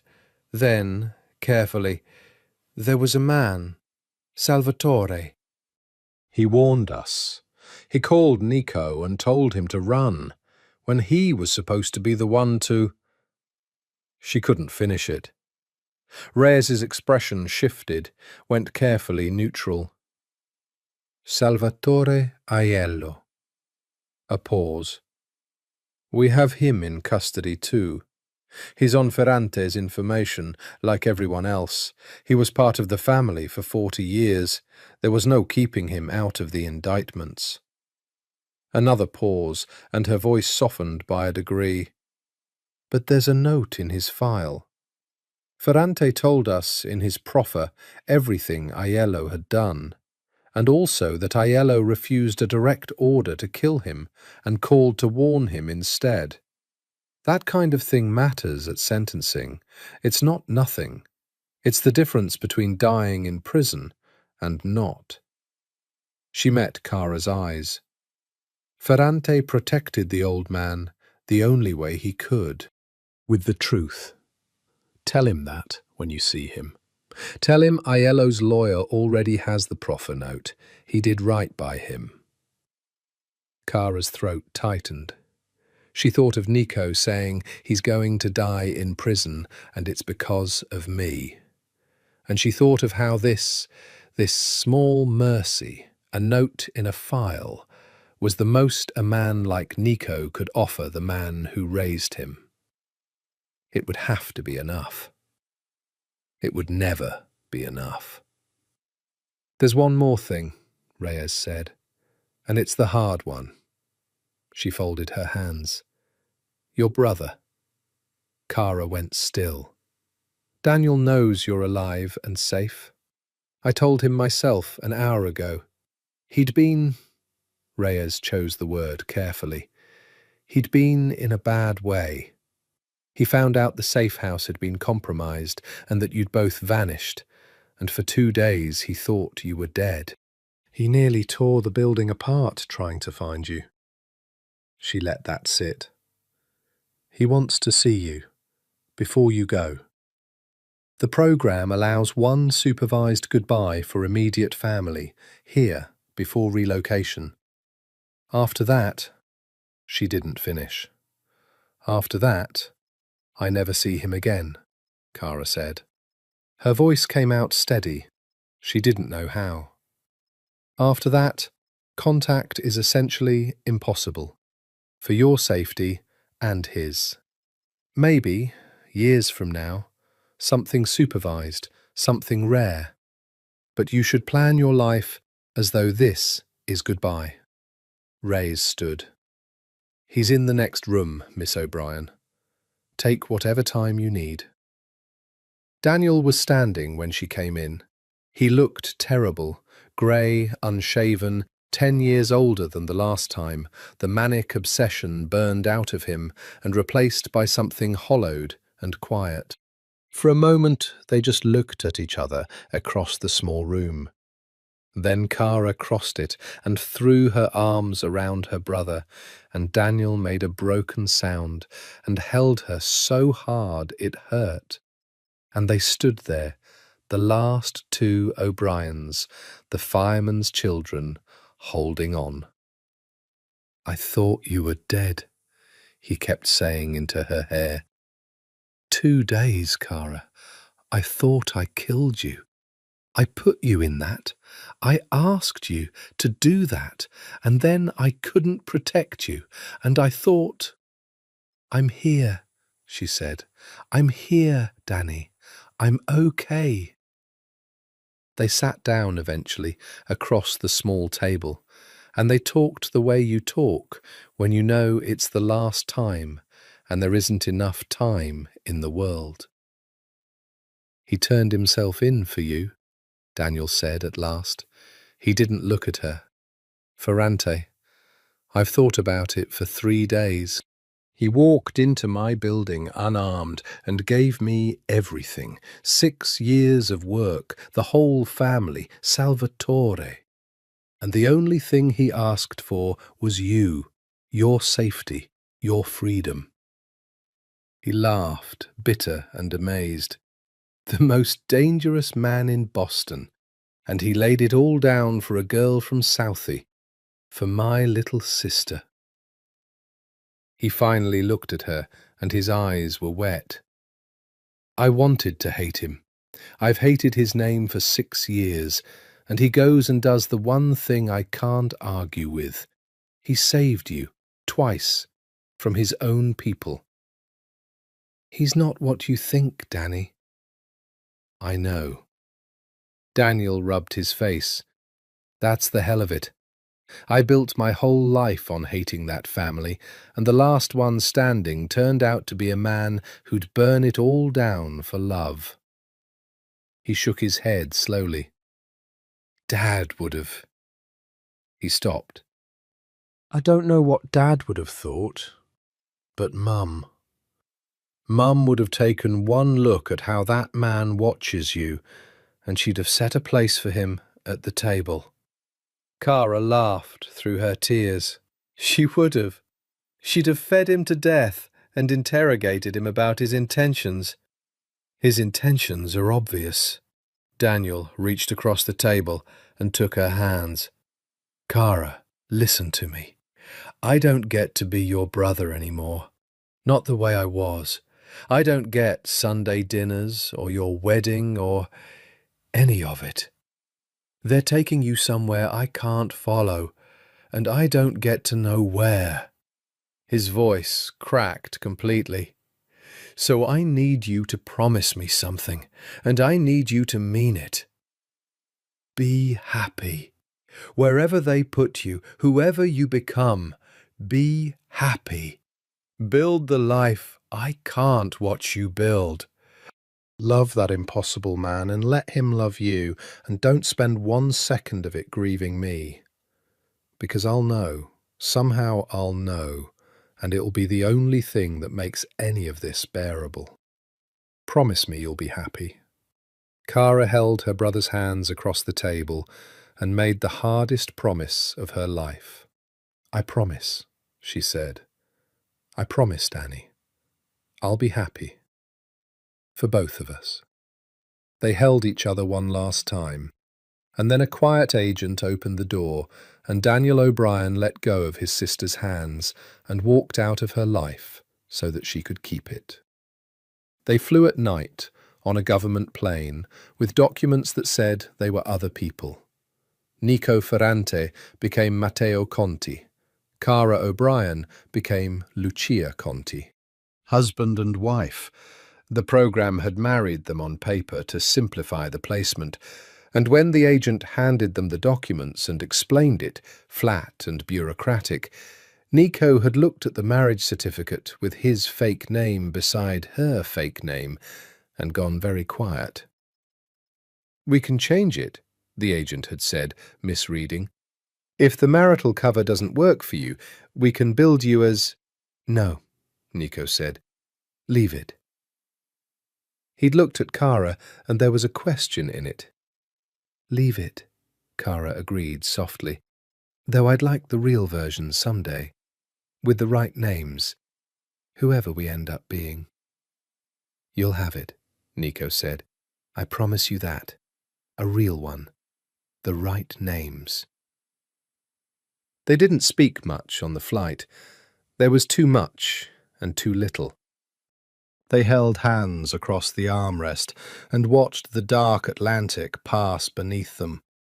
And somewhere over the ocean, Kara fell asleep on his shoulder, and Nico stayed awake.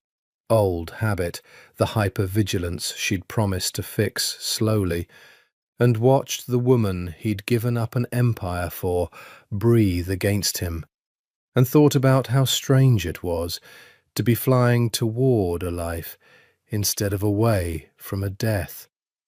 He thought about Salvatore in a cell. He thought about the council in their separate cells, the men who'd held him at his baptism.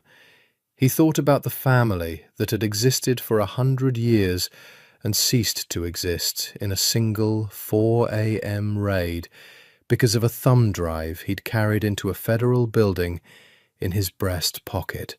He felt the grief of it. It was real. It would always be real. You don't unmake 100 years of blood and not mourn it, even when it deserved unmaking. But then Kara shifted in her sleep, and her hand tightened on his, and the grief made room for the other thing, the unfamiliar thing, the thing he was going to spend the rest of his life learning the name of. The plane landed at Fiumicino in the grey of early morning. They were met by an Italian liaison and an American marshal, processed through a private channel and driven into the city as the sun came up. And there it was. Rome rose around them in the dawn, not the postcard Rome of monuments, but the living city, the ochre and umber and faded rows of the buildings, the green shutters, the laundry, the scooters threading through impossible streets, the church bells starting up, one after another, across the 7 hills. The light came up over it exactly the way his great-grandmother had said it would, soft, golden, ancient, pouring down the narrow streets like something liquid. Nico Ferrante, who was now Matteo Conti, looked out the car window at the city of his blood that he had never seen, and Kara watched him do it, and she watched 100 years of fear and obligation and cold grey Boston water drain slowly out of his face, replaced by something she had only ever seen in glimpses. Peace. The beginning of it, anyway. "She was right," he said quietly. "My great-grandmother. About the light." "She was right," Kara agreed, and took his hand. They were given an apartment in Trastevere. It wasn't grand.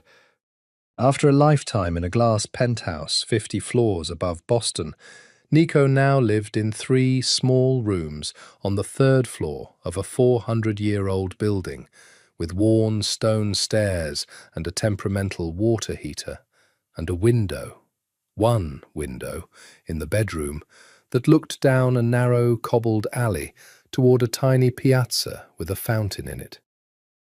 In the evenings, the light came down that alley exactly the way it was supposed to. The first night, they stood at that window together and watched it pour gold over the stones, and Nico put his arms around her from behind and rested his chin on her head and didn't say anything for a long time. "I don't know how to do this," he finally admitted, the same thing he'd said in the bus station. "Any of it. I've never had a small life. I've never had a window I just stood at. I've never had a Tuesday, Kara. I've had operations and meetings and 100 years of family. I don't know what to do with a Tuesday. We'll figure out Tuesdays together, she said. I'll teach you. They mostly involve coffee and arguing about what to make for dinner. I'm bad at small things. You'll get good at them. She turned in his arms to face him. You learn to run an empire at 28. You can learn to buy tomatoes. He laughed, and it was a different laugh than the old ones, lighter, less guarded, the laugh of Matteo Conti rather than Nico Ferrante. The tomatoes again. It always comes back to the tomatoes. That first week was strange and fragile. Nico flinched at doorways just as he'd warned her, checked mirrors that held nothing, woke at 3 a.m. with his heart pounding, and had to walk to the window and confirm the empty alley before he could breathe. Kara held him through it. She'd seen trauma. She knew it didn't heal on a schedule. She didn't try to rush him. She just stayed. The steady thing, the fixed point. The doctor who took broken things and kept them alive long enough to heal. And slowly, over days, then weeks, the city did its work. He learned the market. He learned, exactly as he dreamed in a fleeing car, to argue about the price of tomatoes in halting, improving Italian. And the old woman at the stall came to know him, to save him the good ones, to call him Il Bostoniano with affection, because his accent gave him away. He learned the names of his neighbours. He learned which cafe made the coffee Kara liked, and he brought it to her in the mornings. And she'd told him once that he always knew a guy. And now the guy was a 14-year-old behind a counter who'd started giving Matteo a free cornetto on Sundays because the quiet American tipped well and never made trouble. Never made trouble. The man other people were afraid of, who had spent his whole life being the thing in the dark. And now he was just Il Bostoniano, the quiet one, the one whose wife was learning Italian to volunteer at the clinic, the one who stood at his window in the evening and watched the light come down the alley like he'd never seen anything so beautiful in his life. Because he hadn't. The trial happened without them in the room. Nico testified by video from a secure location, his face and voice altered for the broadcast feed, though not for the jury. Day after day, methodically dismantling the empire he'd been born into. Kara was never mentioned. Reyes kept her word, kept the US attorney's word, and the sealed annex stayed sealed. As far as the trial knew, as far as history would ever know, the Ferrante family fell because its young boss turned, and no one ever explained why. And the speculation in the Boston papers ran for months, and never once landed on the truth. The truth was 3 small rooms in Trastevere and a woman learning Italian. It was hard on him, the testimony. For weeks at a time he'd disappear into it, flown to the secure facility, gone for days, and he'd come back to Rome grey and silent, having spent the day describing crimes committed by men he'd loved, and Kara would meet him at the airport channel and take him home and not ask, just hold him until he could speak. Salvatore testified today, he told her one night, after the worst of those trips. He was sitting on the edge of their bed, his head in his hands. Not against me. There's no me to testify against. I'm a ghost. Against the council. He turned too in the end. His lawyer worked the proffer note, the one Reyes told you about. He's going to get 15 years instead of dying inside. A long breath. I watched him on the feed. He's old, Kara. He looked so old. And when they asked him about me, about the boss who turned, he said, Nico's voice cracked. He said, "The boy did right. He's the only one of us who ever did right. On the record, in front of everyone." He pressed his palms into his eyes. "He called me the boy. After everything, he still called me the boy." Kara sat down beside him and pulled his head onto her shoulder. "He loves you," she said. "That's what that was. A man who loves you, telling the world you did right. That's the goodbye he could give you." "I put him in a cell. You gave him 15 years instead of a coffin, and you gave him the truth that lets him hold his head up in it." She stroked his hair. "There was no clean version, Nico. There was never going to be a version where everyone you loved walked away happy. There was only the version where you walked away, and where I did, and where Salvatore got 15 years instead of either dying or being a man who murdered the boy he raised. You gave everyone the least terrible ending that existed. That's not betrayal. That's the most love a man in your position could possibly give." He was quiet for a long time. "How are you always right about this?" he finally said. "I'm not always right. I'm just good at triage." She kissed the top of his head. "You learn to look at a disaster and find the version where the most people live. It's the same skill. I just do it with bodies, and you did it with a family." The convictions came down 6 months after they'd arrived in Rome. All 5 council members, decades each. The 31 others, sentences across the board. The Boston field office held a press conference, and Reyes stood at the podium and called it the most significant organized crime prosecution in the city's history. And somewhere in the careful language was a single line about a cooperating witness whose identity would remain permanently sealed for their protection. Nico watched it on a laptop in their kitchen in Trastevere, Kara's chin on his shoulder, and when it was over, he closed the laptop and sat very still. "It's done," he said. "It's actually done. There's no family anymore. There's no order. There's no one left who'd even know to look for us." He turned to her, and his eyes were wet and disbelieving. "We're free, Kara. We're actually free. I keep waiting to not believe it, and instead I just believe it more." She kissed him. "Then start believing the next part." "What's the next part?" "The part where you stop bracing for it to be taken away." She framed his face in her hands. "You've spent 6 months waiting for the other shoe, flinching at doorways, checking the alley at 3 a.m., and I've let you because you needed it, because that's how trauma works." Her thumbs stroked his cheekbones. "But the trial's over, Nico. The men are in prison. The danger's gone. At some point, you have to let your body know it. At some point, you have to actually live here, in this apartment, with this woman, in this light. Not just survive here." She smiled. "You asked me once how to be a man who's happy. This is how.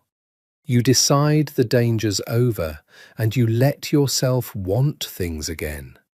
Small things. Tuesdays." He looked at her for a long moment. Then he reached into the drawer of the kitchen table, the cheap little table they'd bought at a market, that wobbled, that he'd never bothered to fix, because some part of him hadn't believed they'd stay long enough to need it level. And he took out a small box. Kara went still. "I bought this 3 months ago," he said, "at a little shop near the Pantheon. The man didn't speak English, and my Italian was terrible, and it took an hour, and we both nearly gave up." He opened it. A simple gold ring, old, the kind of thing you'd find in a shop that had been there for centuries. I've carried it around for 3 months, waiting to feel like I'd earned the right to ask. Like I had to finish the testimony first. Be safe first. Be a good enough man first. His voice shook. And you just told me to stop bracing and start wanting things. So, he took a breath. Lucia Conti is a name the government gave you. But I'd like to ask Cara O'Brien, the real one, the one who scowled at a sailboat, if she'd marry the real me. Not the name they gave me, not the cover, but me, Nico, the man who has nothing left to offer her but himself. If she'd marry me, for real, with the right names. He looked up at her, terrified, hopeful, undone. Will you? Cara O'Brien, the real one, the one who'd scowled at a sailboat in a 42nd floor ballroom a lifetime and an ocean ago, looked down at the man who had betrayed an empire, outrun an assassin, and dismantled 100 years of blood, all of it for her, and who now sat at a wobbly market table in 3 small rooms in Rome, asking with shaking hands for the one thing he'd never let himself believe he could have. Yes, she said. You impossible man, yes. They married in autumn, in a small church in Trastevere that had stood for 600 years, with a priest who knew them only as Matteo and Lucia, and a congregation of exactly 4 people. There was the old woman from the market, who'd been told the quiet Bostoniano was getting married, and had wept, and insisted on coming, and brought a basket of the good tomatoes as a gift, which made Nico laugh so hard he had to step outside. There was the 14-year-old from the cafe, scrubbed and uncomfortable in a borrowed jacket, who'd appointed himself something between a friend and a mascot. There was the woman who ran the clinic where Cara had begun, slowly, with falsified but deep credentials, to work again, and who had come to love the steady, brilliant American who could read a patient across a room. And there was, by careful arrangement, by a string Reyes had quietly pulled, because she was a woman who kept her word in ways large and small, a video link. A laptop on a chair near the altar, and on its screen, in a supervised federal room half a world away, Daniel O'Brien. Cara hadn't known.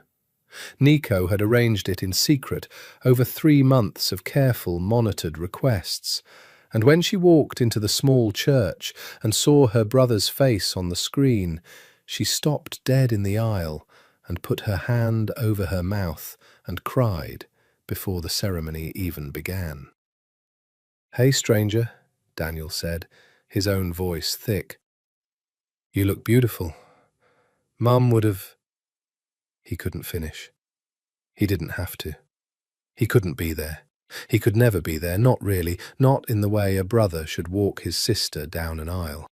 But he could be a face on a screen, watching, for the length of one ceremony that the program would never officially acknowledge, arranged by a man who'd once been his enemy and had become, in the impossible way of things, the only person on earth he trusted to keep his sister safe. They said their vows. The real ones, in the names the government had given them, because those were the only legal names they had. But Nico leaned in before the priest could finish and murmured, just for her, just under the Latin, "Nico, to Cara, for real." And she whispered it back. The true names, spoken once, in a church, between only the 2 of them. The right names, the way he'd promised in a fleeing car and on a government plane and at a wobbly kitchen table.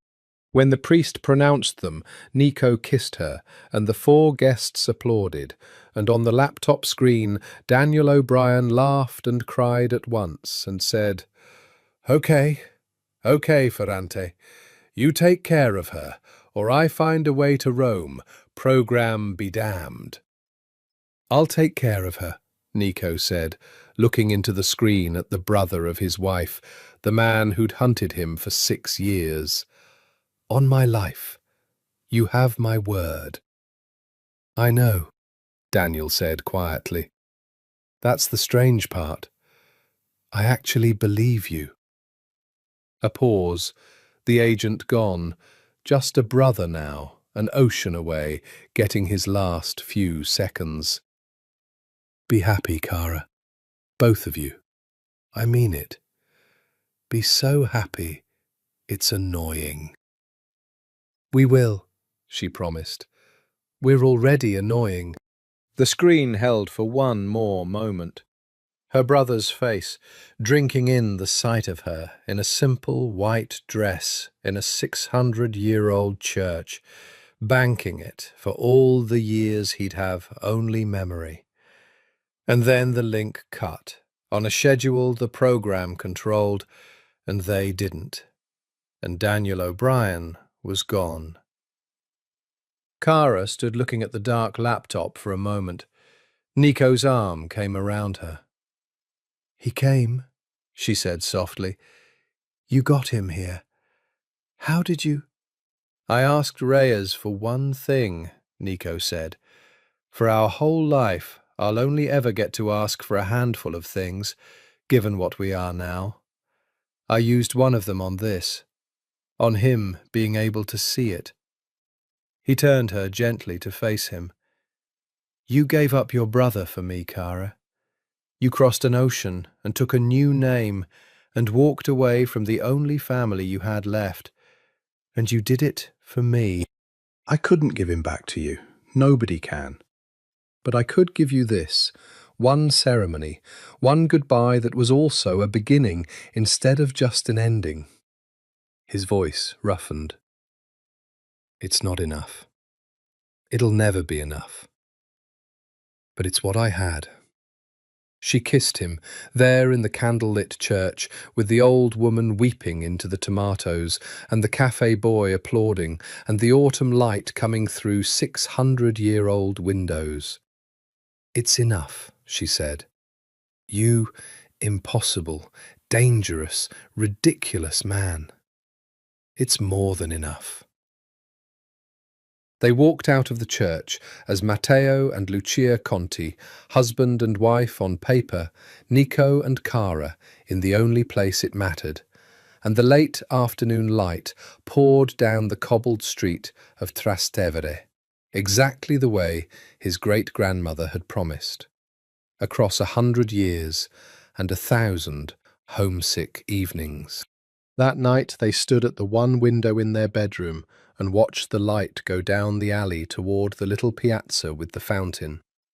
And Nico held his wife against him, and for the first time since the night he'd seen her laughing at a sailboat, he was not bracing for anything to be taken away. I keep waiting to not believe it, he murmured into her hair, and instead I just believe it more. That's called happiness, she said. You'll get used to it. It mostly involves coffee and arguing about dinner and standing at windows watching the light. And Tuesdays. And Tuesdays. She turned in his arms. We're going to have so many Tuesdays, Nico. Thousands of them. Ordinary, boring, beautiful Tuesdays. And not one of them is going to involve a gun or a council or a man following us in a car. She smiled. I'm going to make you so bored, you're going to beg for the old excitement. Never, he said, with total conviction. I've had excitement. I had 32 years of excitement. It nearly killed us both. He kissed her forehead, her cheek, her mouth. I want the boredom. I want the Tuesdays. I want to grow old in 3 small rooms with a water heater that doesn't work and a wife who reads Patience across rooms and a window that gets the evening light. His arms tightened. I want all the small things. I spent my whole life thinking the small things were beneath a man like me. They're not beneath. They're above. They're everything. They're the thing all the power was supposed to buy and never could. Outside, a church bell began to ring, and another answered it across the rooftops, and then another, the bells of Rome calling to each other across the 7 hills, the way they had for 2,000 years, indifferent and eternal, and somehow, tonight, sounding to 2 people at a window like nothing so much as celebration. 2 years later. The clinic in Trastevere was small and chronically underfunded, and Lucia Conti, Dr. Conti now, her credentials finally deep enough to be real, the programme having quietly built her a past that held up, was the best thing that had happened to it in a decade. She worked 4 days a week. She'd learned Italian the way she learned everything, fast and stubborn and unwilling to be wrong. And now she argued with patients in it, soothed children in it, told a frightened old man in it that his heart was strong and he'd see another summer. The neighbourhood loved her. La Dottoressa Americana, they called her, with the particular fierce affection Romans reserve for people who choose their city and then earn it. She came home in the evenings, up the worn stone stairs to 3 small rooms that had become, somehow, the whole world. Matteo would be cooking. This was the thing that still made her stop in the doorway sometimes and just look.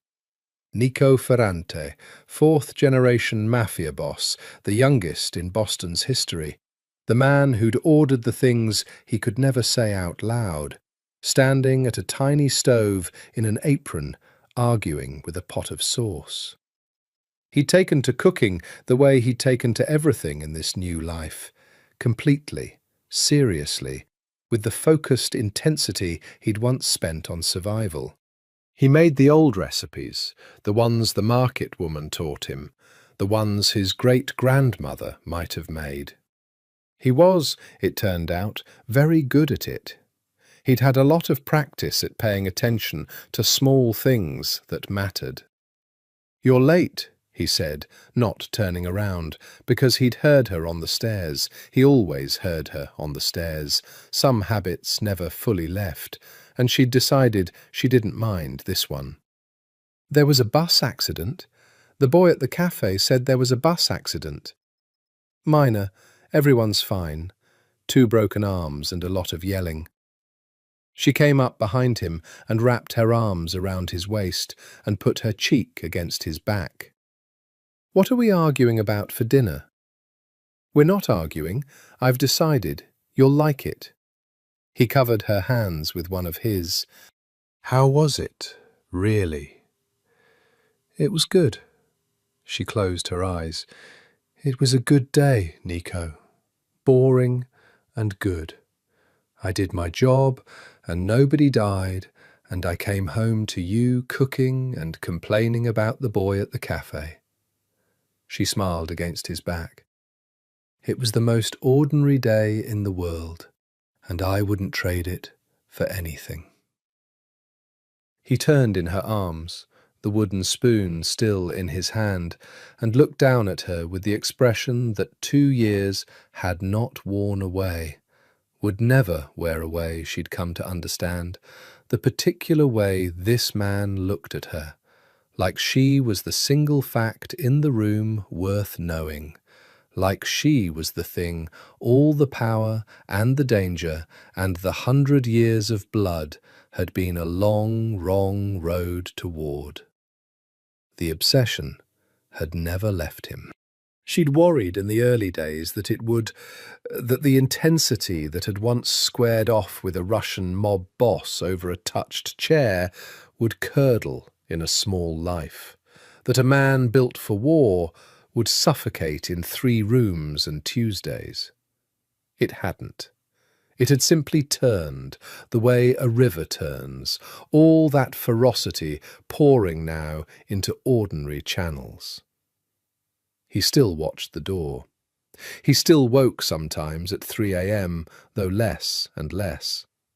He still loved her with a totality that would have frightened her in anyone else, and that she had come instead to understand as simply him. Nico didn't know how to do anything halfway, had never once in his life wanted something moderately, and she had decided long ago that she would rather be wanted like that, completely, dangerously, forever, than safely by anyone else. "They tried to make me into a thing other people are afraid of," he said, apropos of nothing, the way he sometimes circled back to the old life without warning, exercising it in small pieces. My father, my grandfather, the family. They spent 32 years building a weapon. He set the spoon down. He put both hands on her face. And then a woman scowled at a sailboat, and the whole thing came apart. Because it turned out, underneath the weapon, there was just a man who wanted to stand at a window and watch the light come down an alley with someone he loved. "Are you sorry?" she asked. It was a question she'd never asked, not in 2 years, and she asked it now because some things you have to know. Ever? About any of it? The family? The life? The man you were going to be? The boss? The empire? You gave up everything, Nico. Everyone. You can never go back, never see Salvatore, never... She stopped. Are you ever sorry? Nico Ferrante looked at his wife in the kitchen of 3 small rooms in the city of his blood. In the golden hour, with the bells starting up across the rooftops and the sauce simmering and a whole ordinary evening stretching out ahead of them like a gift. I lost everything I was, he said slowly, and I'd do it again 10,000 times for one of these evenings. So no, I'm not sorry. He pulled her closer. I grieve it sometimes. Salvatore, the men, the boy I was before I understood what we were. Grief and regret aren't the same thing, cara. I grieve the family. I'll grieve it my whole life. But I have never once, not for a single second, regretted choosing you. His voice dropped to almost nothing. You were the only thing in 32 years that was ever really mine. Everything else belonged to the family. You were the one thing I chose. He kissed her, soft and certain. I'd burn it all down again. I'd burn 10 empires, for one window, for one alley, for one more ordinary Tuesday with you. She kissed him back, and the sauce nearly burned, and he swore in Italian, and she laughed, and they ate dinner at the wobbly little table which he had, eventually, after the wedding, finally gotten around to levelling, because they were staying, because there was no more in case, because this was the life now, and not a place they were passing through. Afterward they stood at the one window, as they did most evenings, his arms around her from behind, and watched the last of the light pour down the cobbled alley toward the little piazza with the fountain. It came down soft and golden and ancient, the way it had for 2,000 years, the way his great-grandmother had wept for across an ocean and a lifetime, the way she'd promised it would. She was right, Nico murmured. The same thing he'd said the first morning, the thing he said almost every evening now, a small, private liturgy. About the light. She was right, Cara agreed, leaning back into him. Somewhere across the ocean, in a city of cold grey water, A man named Daniel O'Brien kept a single photograph in his wallet that the program would have confiscated if they'd known about it. A still from a video link, blurry, of his sister in a white dress in a candle-lit church, laughing. He took it out sometimes, late, and looked at it, and he believed what the ridiculous, impossible, dangerous man had promised him. "I'll take care of her, on my life." He'd believed it then, and he believed it still, and it was, just as he'd hoped it would be, the thing that made all of it bearable. And in 3 small rooms in Trastevere, in the warm last light of an ordinary Tuesday, the perfect enemy held his perfect enemy in his arms at a window, in a city that knew neither of their names and was, finally, impossibly, completely at peace. The bells rang on across the 7 hills.